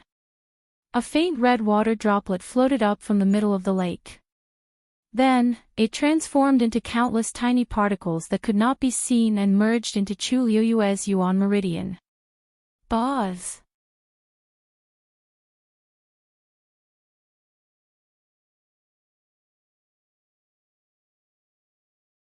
Chapter 20. Chu Liyue's body trembled. At that moment, she felt a terrifying pressure from ancient times that made her soul tremble. She didn't have time to be shocked.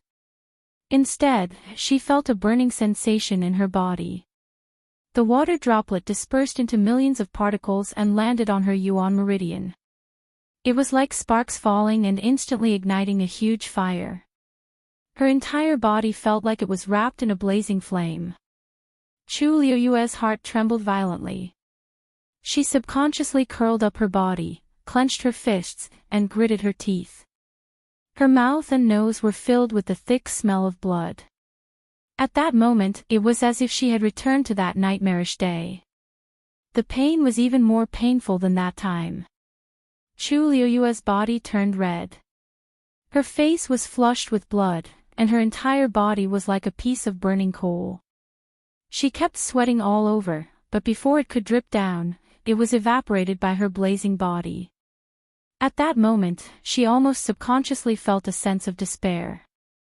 Betrayal. Burning. Death.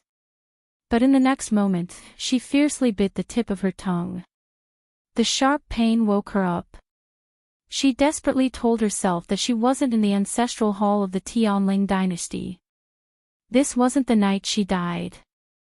If she wanted revenge, she had to get through it. At this moment, every second was incomparably torturous. At the same time, Chu Liyue's damaged Yuan meridian was finally connected. After an unknown period of time, the intense pain finally disappeared. Chu Liyue slowly opened her eyes and saw that the originally clear medicinal soup in the bathtub had become much murkier. She immediately checked her Yuan meridian. She couldn't help but gasp. Daijing Yuan meridian. The damaged Yuan meridian had been completely repaired. Its entire body was lustrous and clear with a faint red color. She never expected that this body's Yuan meridian would reach the level of a Daijing Yuan meridian after it was repaired. Even in the entire history of the Tianling dynasty, there were only 2 people with Tianjing Yuan meridian. Although the Daijing Yuan meridian was 1 level lower, it was still considered a rare existence.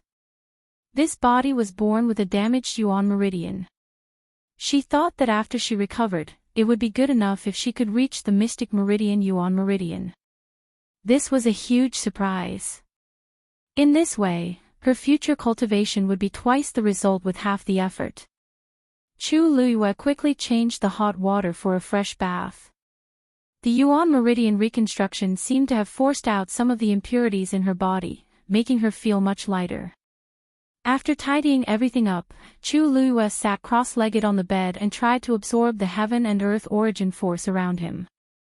As expected, he successfully condensed the origin force in his dantian and transformed it into his own power. Chu Luiyue felt the strands of energy flowing through his body, and the familiar feeling made him feel much more at ease.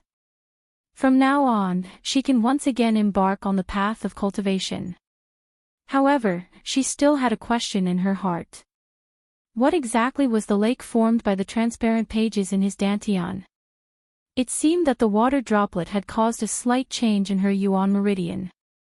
Also, at that moment, she felt a vast and terrifying pressure. What exactly was it? Tock tock tock. There was a sudden knock on the door. Are you awake? It was Chu Ning's voice. Chu Luiyue took a look and realized that a night had passed. She took a deep breath and walked over to open the door. Chu Ning was standing at the door, and the dispirited and depressed look on his face had changed to one of high spirits. Today, it was obvious that he was a completely different person from before. Chu Luiyue tilted her head and smiled. Father has broken through. Chu Ning was stunned and immediately ruffled her hair.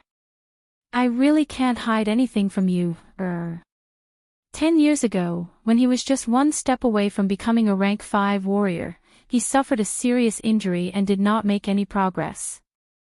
Because of his physical disability, he could not even use half of the power of a rank 4 warrior. He did not expect that 10 years later, he could actually recover and even break through to become a rank 5 warrior. One must know that in the entire Chu family, only the patriarch and 2 elders had reached this level of strength. I said before, father will definitely be better than before. Chu Ning's talent was not bad, and after careful recuperation, it was normal for him to break through to rank 5. She had a sweet smile on her face, but there was no surprise in her eyes. Chu Ning pondered for a moment and guessed that she might have thought of this long ago. Chu Ning carefully sized her up and suddenly realized something, and his eyes widened in shock. Your Yuan meridian. He actually felt the fluctuations of origin power from her body. Chu Luiyue blinked. Father, what day is it today? Chu Ning's expression changed. August 8th. The day after tomorrow is Yu's coming-of-age ceremony. It was also the day of her engagement with the Crown Prince. Until now, the Crown Prince had not said anything, and it was obvious that he did not prepare for the engagement. Chu Ning thought that Chu Luiyue felt wronged and hurriedly said, don't worry, father will go to the palace to meet His Majesty today and request to cancel your engagement with the Crown Prince. The Crown Prince is not a good match for you, so this is considered a relief. He was now a rank 5 warrior and could speak to His Majesty. However, Chu Luiyue chuckled. Cancel my engagement with the Crown Prince and let Chu Xianmin reap what she sowed. Isn't that letting the 2 of them off too easily? She had yet to settle the score with them for all the grievances that she had suffered all these years. Chu Ning was a little confused. What do you plan to do, Chu Luiyue said softly. Has her own plans. I have my own plans. Outside the Imperial city, there was a continuous mountain range. Under the sunlight, the lush forest was mottled with light and shadow. A grand birthday banquet was being held at the foot of a mountain somewhere. Precious white jade tables were placed on both sides, and all kinds of delicacies and nectar were placed on them. More than half of the Imperial city's aristocratic families with extraordinary status were here. They toasted each other, and it was very lively. However, from time to time, their gazes would shift to the seat of honor. There was a purple gold jade chair there, and a young man in a purple-red brocade robe was smiling as he listened to the conversations of the people at the banquet. It was the Crown Prince, Rongjin. Chu Xianmin sat on his right side, looking quiet and beautiful. To be placed in this position meant that the Crown Prince had the intention of making her the Crown Princess. The Crown Prince is really in a good mood. He chose to hold his birthday banquet in such a beautiful place. It's indeed extraordinary. Brother you don't know this. The scenery is nice, but more importantly, this mountain is the Crown Prince's hunting ground. The Crown Prince values this hunting ground very much, and he rarely opens it to the public. Today, we can finally broaden our horizons. Really? Once this was said, the crowd couldn't help but look at the Crown Prince. Rongjin smiled and nodded. That's right. Whoever can tame the fiend can take it away. Hearing this, the crowd gasped in unison. The Crown Prince is so generous. Someone couldn't help but tease. The Crown Prince is so generous. I'm afraid it's not for us but to make the beauty smile, right? If I remember correctly, third Chu Missy doesn't have a fiend yet. Chu Xianmin's cheeks flushed red as she looked at Rongjin shyly. Rongjin smiled and drank a cup of wine. If you're not as skilled as others, how can you blame Minmin for snatching your fiend? The crowd laughed in support. Some of the aristocratic family's daughters were naturally angry and jealous, but they knew that they didn't stand a chance after seeing the situation, so they could only bear with it secretly. Rongjin waved his hand.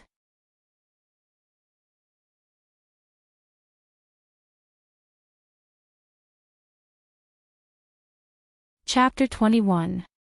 At Rongjin's command, Song Yuan, who was standing behind him, clapped his hands and signaled his subordinates to inform the hunting ground. Everyone revealed a faint look of excitement. Rumor had it that the Crown Prince had been taking care of the hunting ground for many years. The types and levels of the fiends inside were definitely not something an ordinary hunting ground could compare to. If they were lucky, they might even be able to contract a rare fiend. Chu Xianmin's hands were crossed in front of her abdomen. Her posture was very dignified and elegant, but her eyes flashed with uncontrollable excitement. She did not expect the Crown Prince to go this far for her. He had actually prepared such a big gift for her on his birthday. Even though she had not gone in to take a look, she knew how much the Crown Prince valued the hunting ground. The fiends inside would definitely not disappoint. Even though the Chu family had their own hunting ground, they did not have any good fiends. She did not like them at all. She was originally very talented.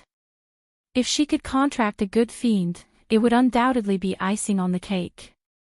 Minmin, it all depends on your ability whether you can get the biggest prize this time. Rongjin moved closer and smiled. Chu Xianmin nodded shyly. I know Brother Jin's good intentions. I'll do my best. Rongjin laughed. He liked Chu Xianmin's intelligence. She knew what to say and what to do at the right time. Seeing that he was in a good mood, Chu Xianmin's heart skipped a beat. Then, the smile on her face faded. She looked troubled and said softly, "It's a pity. Sister can't come this time." Rongjin's expression froze and became cold. The surrounding people naturally heard this and immediately looked over. Interesting. The sister that Chu Xianmin mentioned was none other than the Chu family's eldest missy, Chu Luiyue. Everyone knew that she was engaged to the Crown Prince. However, the crown prince did not like her because she was born useless. The crown prince had not invited her to his birthday banquet for many years. If Chu Xianmin did not bring it up, who would remember her? Rong Jin's tone was cold. She's slow-witted. She'll only spoil everyone's mood if she comes. Chu Xianmin seemed to have just realized that her words were inappropriate and hurriedly apologized. Brother Jean, don't be angry. I was just thinking that sister doesn't have much to do at home. That's why I thought it would be a good thing if she could come out and have some fun. Nothing to do. What could a good-for-nothing do? Everyone secretly exchanged glances with a hint of mockery. The crown prince was too unlucky. Out of so many noble ladies, he just had to pick a good-for-nothing as his fiancée. How shameful. Minmin, you're worrying too much. Brother Jean and sister's engagement ceremony is just around the corner. Sister is too busy to care about these things. Chu Xianmin lowered her voice even more, and she lowered her head slightly. Her voice was filled with hidden grievance and bitterness. Minmin is not qualified to say these things, Rong Jin sneered in his heart. Previously, when Song Yuan returned, he had already explained to him in detail what had happened that day. Chu Luiyue actually dared to dream of an engagement. What a dream! Tonight, there would be a banquet specially prepared for him in the palace. At that time, he would naturally explain this matter to his imperial father and make a clean break with that trash. Thinking of this, he said indifferently, what's the point of mentioning those irrelevant people? Nobody can say for sure what will happen in the future. You just have to do your job well. Chu Xianmin was elated. The crown prince meant that he would not have anything to do with Chu Luiyue. Previously, when Chu Luiyue calmly mentioned the engagement, she thought that the crown prince really had some thoughts about Chu Luiyue. Now, it seemed like Chu Luiyue was just putting on an act. Sensing the envious gazes of many people around her, Chu Xianmin nodded obediently. She lowered her eyes slightly to hide the smugness in her eyes. Naturally, the people around her were smart and immediately spoke up when they saw the situation. Ha! His Highness is so generous today. We can't miss this opportunity. That's right. I won't go easy on you guys later. Come on. I haven't sparred in a while. I'll find you guys later. The crowd laughed and teased, and it was very lively. Rong Jin smiled and said, all right. All right, looking at the time, they should have released the little ones by now. It's a good time to enter the mountain now. As he spoke, he took the lead and walked forward. Chu Xianmin followed behind him. The crowd also fought to catch up, afraid of being left behind. After passing through a forest, the crowd's eyes suddenly opened up. They saw a tall and steep mountain standing tall. The lush forest made the entire mountain appear green, and the wind blew past, causing the pine trees to sway. At the foot of the mountain, there was an extremely tall black iron fence. There were people guarding it at every set distance. These guards were also very strong and seemed to be very capable. The crowd could not help but be secretly surprised. Just the maintenance of this hunting ground was probably not a small sum of money. In the entire imperial capital, there were probably not many people who could do such a thing. Since the crown prince valued this place so much, there must be some high-grade fiends inside. However, Song Yuan, who was following behind Rong Jin, felt his heart skip a beat when he saw this scene. There were clearly not so many people when he was taking care of this hunting ground previously.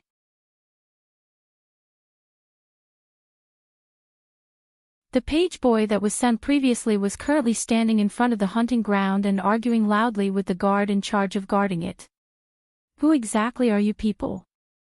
How dare you secretly occupy the crown prince's hunting ground? You must have eaten a bear's heart and leopard's guts. How many lives do you have to offend the crown prince? However, the guard's expression did not change. You said that this is the Crown Prince's hunting ground. Do you have evidence? The page boy was so angry that he laughed. Everyone in the Imperial city knows that this is the Crown Prince's territory. Why are you pretending to be confused? I'm telling you that the Crown Prince will be here soon. If you still don't, what's going on? Why are you arguing? Song Yuan saw that the situation was amiss and quickly walked over to scold him. The page boy immediately turned around and saw that Song Yuan was already behind him. The Crown Prince and his people were behind him too. He immediately panicked. If he did not complete the task that the Crown Prince gave him, well, he might even lose his life. Others might not know, but the people who served in the East Palace knew this person's temper the best. He hurriedly knelt on the ground. Sir, we don't know where these people came from, but they have occupied the hunting ground and are not allowing anyone to enter. Song Yuan was shocked. Someone actually dares to mess with the Crown Prince. Are they tired of living? He looked at the two people and angrily shouted, "Are you crazy?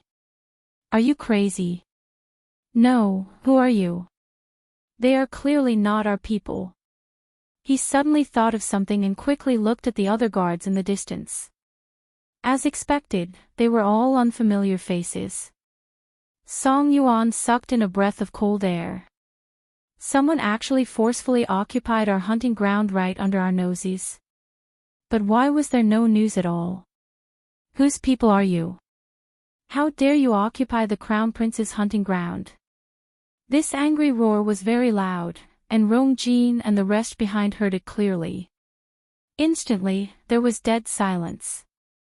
The smile on Rong Jin's face gradually froze. What's going on? When the two guards saw him, they cupped their fists and bowed, but their words were not polite at all. "Greetings, Your Highness. Our master said that we thank you for taking care of this hunting ground all these years. We won't let you down in the future."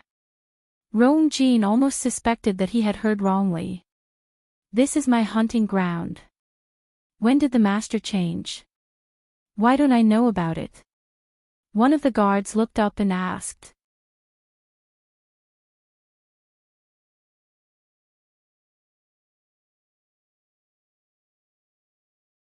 Chapter 22. Rong Jin froze on the spot. After a while, he finally realized what the guard meant. His usually expressionless face revealed a rare look of disbelief. Is he asking me for the title deed? Just as he was about to scold the guard, a blurry memory suddenly flashed across his mind. No. I really don't have the hunting grounds title deed. Even though father gave it to me, it was actually a betrothal gift to Chu Luiyue. The title deed is with Chu Luiyue. Your Highness, the hunting ground belongs to whoever's name is written on the title deed, right? If I'm not wrong, this hunting ground never belonged to you, right? Even though the guard looked ordinary, he was neither servile nor overbearing in front of the Crown Prince. He even sounded a little stubborn. Rong Jin instantly felt his chest turn upside down. It was as if a ball of cotton was stuck in his chest, and he felt extremely aggrieved and embarrassed. This was because he could not refute the other party's words. The crowd behind Rong Jin was also stunned when they saw the situation. What's going on? How did the Crown Prince's hunting ground become someone else's for no reason? They even dared to ask the Crown Prince for the title deed. Where did these people come from? Someone else suddenly recalled an old incident from a few years ago. If he remembered correctly, the title deed should be with Chu Luiyue. However, she was just a good-for-nothing. How could she find so many people to go against the Crown Prince? Some people silently looked at Chu Xianmin. Chu Xianmin was also stunned for a while. It was only when all sorts of gazes landed on her, intentionally or unintentionally, that she suddenly remembered that Chu Luiyue was involved in this. Rong Jin clenched his fists in his sleeves and tried his best to suppress the anger in his heart. He coldly asked, "Did Chu Luiyue send you here?" The guard shook his head. We have nothing to do with Big Chu Missy. Rong Jin sneered in his heart. Nothing to do with her. He's already calling her Big Chu Missy. How many people in the Imperial City would call that good-for-nothing that way? He would never believe that Chu Luiyue was not behind this. Do you mean that this hunting ground belongs to you now? The guard respectfully said, it belongs to our master. How dare you? Song Yuan took a step forward with a fierce expression. This is a hunting ground bestowed by His Majesty. His Highness the Crown Prince has carefully maintained it for many years. How did it become your master's property in the blink of an eye? I think you guys are just looking for a beating. As he spoke, he circulated the force in his body, turned his palm into a fist, and fiercely smashed it towards one of them. Dragon Tiger Fist. Song Yuan was only 27 or 28 years old, but he had already broken through to become a stage 4 warrior. This punch was wrapped in a vigorous force, and the force was tyrannical. Vaguely, the wind from the punch was like a tiger's roar. At this moment, one of the guards stepped forward and threw out a punch with a calm expression. He had actually chosen to fight head-on. Bang! A dull thud rang out in the quiet forest. The powerful force caused the leaves that were piled up on the ground to fly up with a whoosh. Song Yuan originally didn't care about the other party at all, but the moment he collided with the other party's fist, he felt a tyrannical force rushing towards him. He even faintly felt that the other party's strength seemed to be even stronger than his. Sure enough, in the next moment, his body retreated uncontrollably. Thud, thud, thud. He was actually forced to take 3 steps back. He finally stabilized his body with much difficulty. Just as he wanted to curse, he felt a surge in his chest, and his mouth was suddenly filled with the thick smell of blood. Song Yuan forcefully suppressed his anger and swallowed the blood with much difficulty. At that moment, the air seemed to have frozen. The two of them exchanged blows. Song Yuan was forced to retreat, but the guard was as steady as a rock. Looking at Song Yuan's pale face, anyone could tell that he wasn't the other party's match. He was a stage 4 warrior. How could he be defeated so easily? Rong Jin's face was as gloomy as water. First, the hunting ground was snatched away in front of so many people. Then, his personal guard was taught a lesson. He had lost all his face. That guard took a step back and politely cupped his hands toward Rong Jin. Your Highness, Master has ordered us to guard the hunting ground properly, so we didn't dare to slack off. Please forgive us, Your Highness. It sounded like he was asking for forgiveness, but in actual fact, he was tearing off the crown prince's face and ruthlessly trampling on it. In the entire country Yao Qin, other than the current emperor, the crown prince had the highest status. Even if he didn't have the title deed, how many people would dare to do so? Rong Jin solemnly asked. Who exactly is your master? The guard lowered his head slightly. We're from Jinbao Pavilion. The Chu family. Chu Luiyue glanced at the sky and finally stopped his training. He then took off the sandbags on his hands and feet and softly muttered, It's almost time. It's about time, indeed. After a while, hurried footsteps could be heard. It was First Elder's page boy. His face was filled with undisguised schadenfreude. Chu Luiyue, First Elder wants to see you. When he came, he saw how terrible First Elder's expression was. This time, Chu Luiyue was definitely in big trouble. Chu Luiyue lightly glanced at him. Who were you calling just now? The page boy inexplicably shuddered and couldn't help but think of Chu Lianqing. He heard that he was directly chopped up by Chu Luiyue because he spoke rudely to Chu Luiyue. He actually almost forgot that the current Chu Luiyue was no longer the same as before.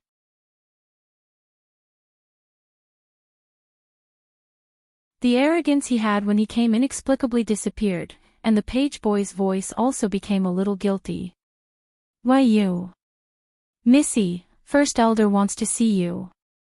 Only then did Chu Luiyue walk over leisurely.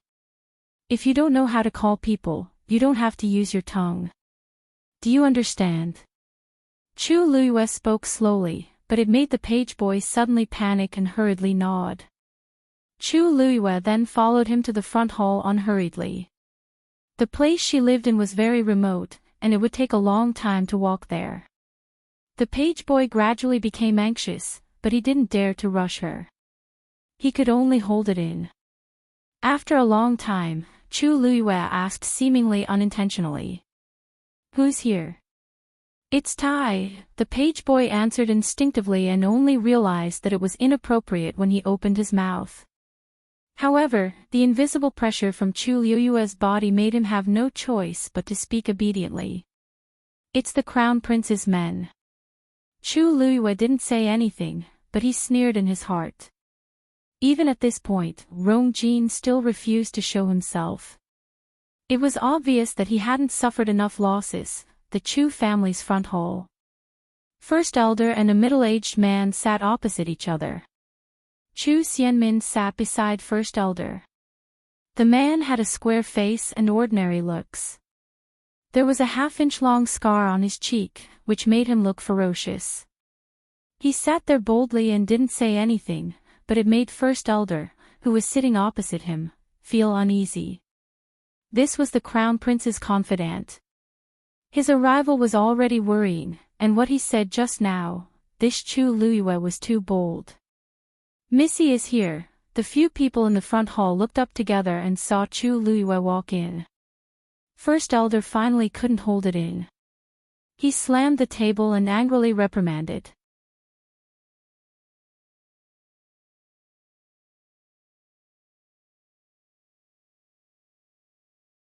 Chapter 23. Chu Luiyue looked at him nonchalantly and half smiled. First Elder, why do you like to make people kneel so much? Do you really think that everyone's knees are as soft as yours? You!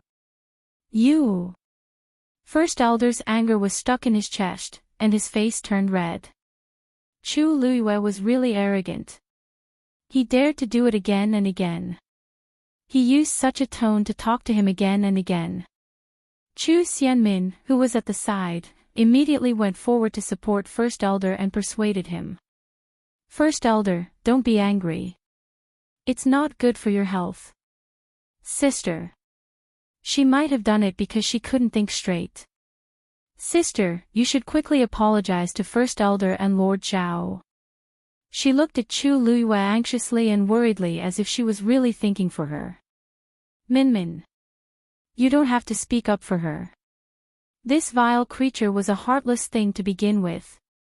Otherwise, she wouldn't have done such a despicable thing. First Elder was furious and scolded her angrily. Chu Luiyue's eyes were cold as she raised her brows and asked, First Elder, if I'm an evil creature, then what is everyone in the Chu family?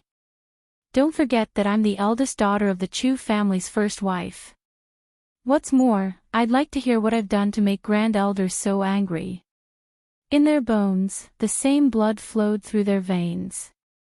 Wouldn't such humiliation implicate the entire Chu clan? First Elder was at a loss for words and trembled in anger. You still have the cheek to say that. You actually sold the Crown Prince's hunting ground to Zhenbao Pavilion without permission. Now, half of the Imperial city knows about it. The hunting ground that the Crown Prince sent people to take care of for many years became someone else's overnight. They even directly rejected the Crown Prince and his people at the door on the day of the Crown Prince's birthday banquet. This was a huge loss of face. This concerned the Crown Prince's reputation, so no one dared to say anything on the surface. However, this matter had secretly spread to all the aristocratic families in the Imperial city as if it had grown wings. If one thought carefully, many people would remember that the hunting ground was given to Chu Luiyue by the emperor. Now that the hunting ground had become Zhenbao Pavilion's property, it naturally had something to do with Chu Luiyue. Now, the Chu family had become the laughingstock of the entire imperial capital. Chu Luiyue thought to himself, Zhenbao Pavilion really has a strong background. they can actually make the crown prince suffer. Ordinary people simply could not withstand the crown prince's power. Even if they had the title deed, they would not be able to gain any advantage in front of the crown prince. Zhenbao Pavilion was clearly not a place that Rong Jin dared to provoke. If there was a chance, he could investigate in secret. Chu Luiyue thought so in his heart, but the expression on his face did not change. That hunting ground is mine to begin with. Don't tell me that I have to depend on others for how I want to deal with it. She said it so confidently, as if she didn't think there was anything wrong with it.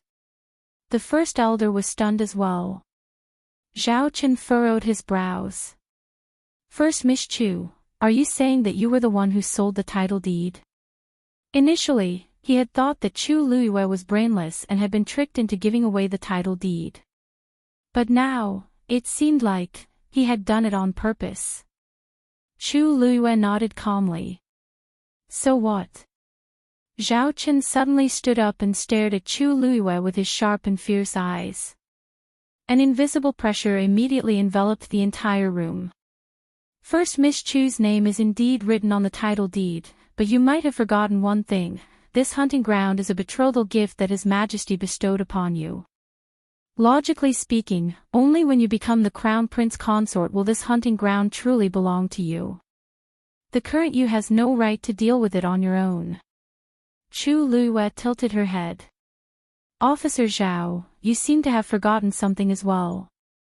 In another 2 days, it will be my 14th birthday, which is also the day of my engagement with the crown prince. I'll be the crown princess soon. What's wrong with selling a hunting ground? Could it be that the crown prince has no intention of getting engaged to me? Her expression was innocent, and her eyes were filled with confusion as if everything was natural. Zhao Chen was instantly speechless, and his heart was filled with anger. Is this Chu Luiyue crazy? She's just a good-for-nothing, yet she wants to become the crown princess. When Chu Xianmin heard the words, crown princess, she was furious. She really won't cry until she sees the coffin. The crown prince hasn't said anything yet she's still dreaming. She looked at Zhao Chen's gloomy face and softly said, don't worry. She softly said, Officer Zhao, sister is in the wrong in this matter, but who are you to judge whether I'm in the right or not? Chu Luiyue interrupted her. Chu Xianmin looked aggrieved, and tears quickly welled up in her eyes. She said pitifully, it seems like sister is still angry with me. But sister, brother Jean and I are really not like what you think. If you sell the hunting ground in a fit of pique because of a misunderstanding, then it's really my fault. Her words seemed to be defending Chu Luiyue, but it only made people hate Chu Luiyue more and think that she was a short-sighted and narrow-minded person. Chu Luiyue smiled as if she didn't mean it. What did I misunderstand? I'm the one who has an engagement with the crown prince. What's there to misunderstand? Don't tell me you can steal my engagement. Chu Xianmin's face turned pale. Looking at it now, she really didn't have any right. Chu Luiyue was so arrogant because of the engagement. She lowered her head in grievance and didn't say anything else. Zhao Chen sneered. I didn't expect First Miss Chu to be so powerful. Everyone knew that the crown prince liked Chu Xianmin, but Chu Luiyue still used the engagement as an excuse. Let's see if she still has any face after His Highness cancels the engagement. Since First Miss Chu doesn't want the title deed back, then please explain it to His Majesty and the crown prince yourself. As he spoke, he looked at First Elder and cupped his hands. First Elder, please bring First Miss Chu to the palace to meet His Majesty for tonight's banquet. That's good too, you can discuss the engagement with the crown prince. The last sentence was filled with undisguised sarcasm. First Elder hurriedly said, don't worry, Officer Zhao. Zhao Chen turned and left after he finished speaking. When he walked past Chu Luiyue, he purposely paused for a moment. First Miss Chu, you, take care of yourself. His murderous aura was directed at Chu Liyue. Chu Liyue's expression didn't change as she curved her lips into a faint smile. I'll return the same words to the Crown Prince.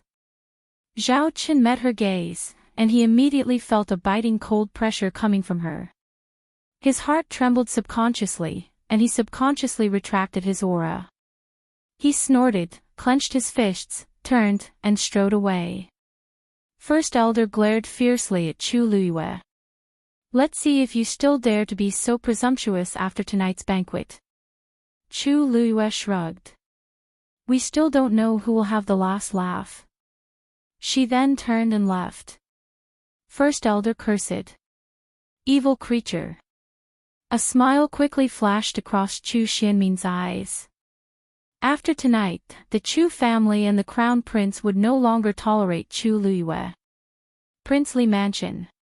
The eunuch who delivered the invitation waited respectfully outside the study with his back slightly bent. He was covered in sweat from the heat of summer, but he didn't dare to move and show disrespect. Although the person inside had just returned to the capital, his title of princely was enough to prove that he held a high place in the emperor's heart. Creak. The door opened. A young guard in a green robe walked out. He knew that this person was Prince Li's personal guard, Yanqing. He immediately greeted him respectfully. Greetings, Lord Yanqing. Will Prince Li be attending the Crown Prince's birthday banquet tonight? This Prince Li had been back for almost a month and had never come out. He probably wouldn't come this time either. Of course, I'll be going. A young man's voice came from the study with a faint smile. It was low and clear like jade hitting each other. You're tuning into the LoveLore Library YouTube channel. We're so grateful for your support, and don't forget to subscribe to join us on this incredible journey through captivating stories. Your generosity through donations truly makes a world of difference, as it's the primary source of revenue that allows me to expand and enhance this channel for you. Thank you from the bottom of my heart for being a part of this adventure.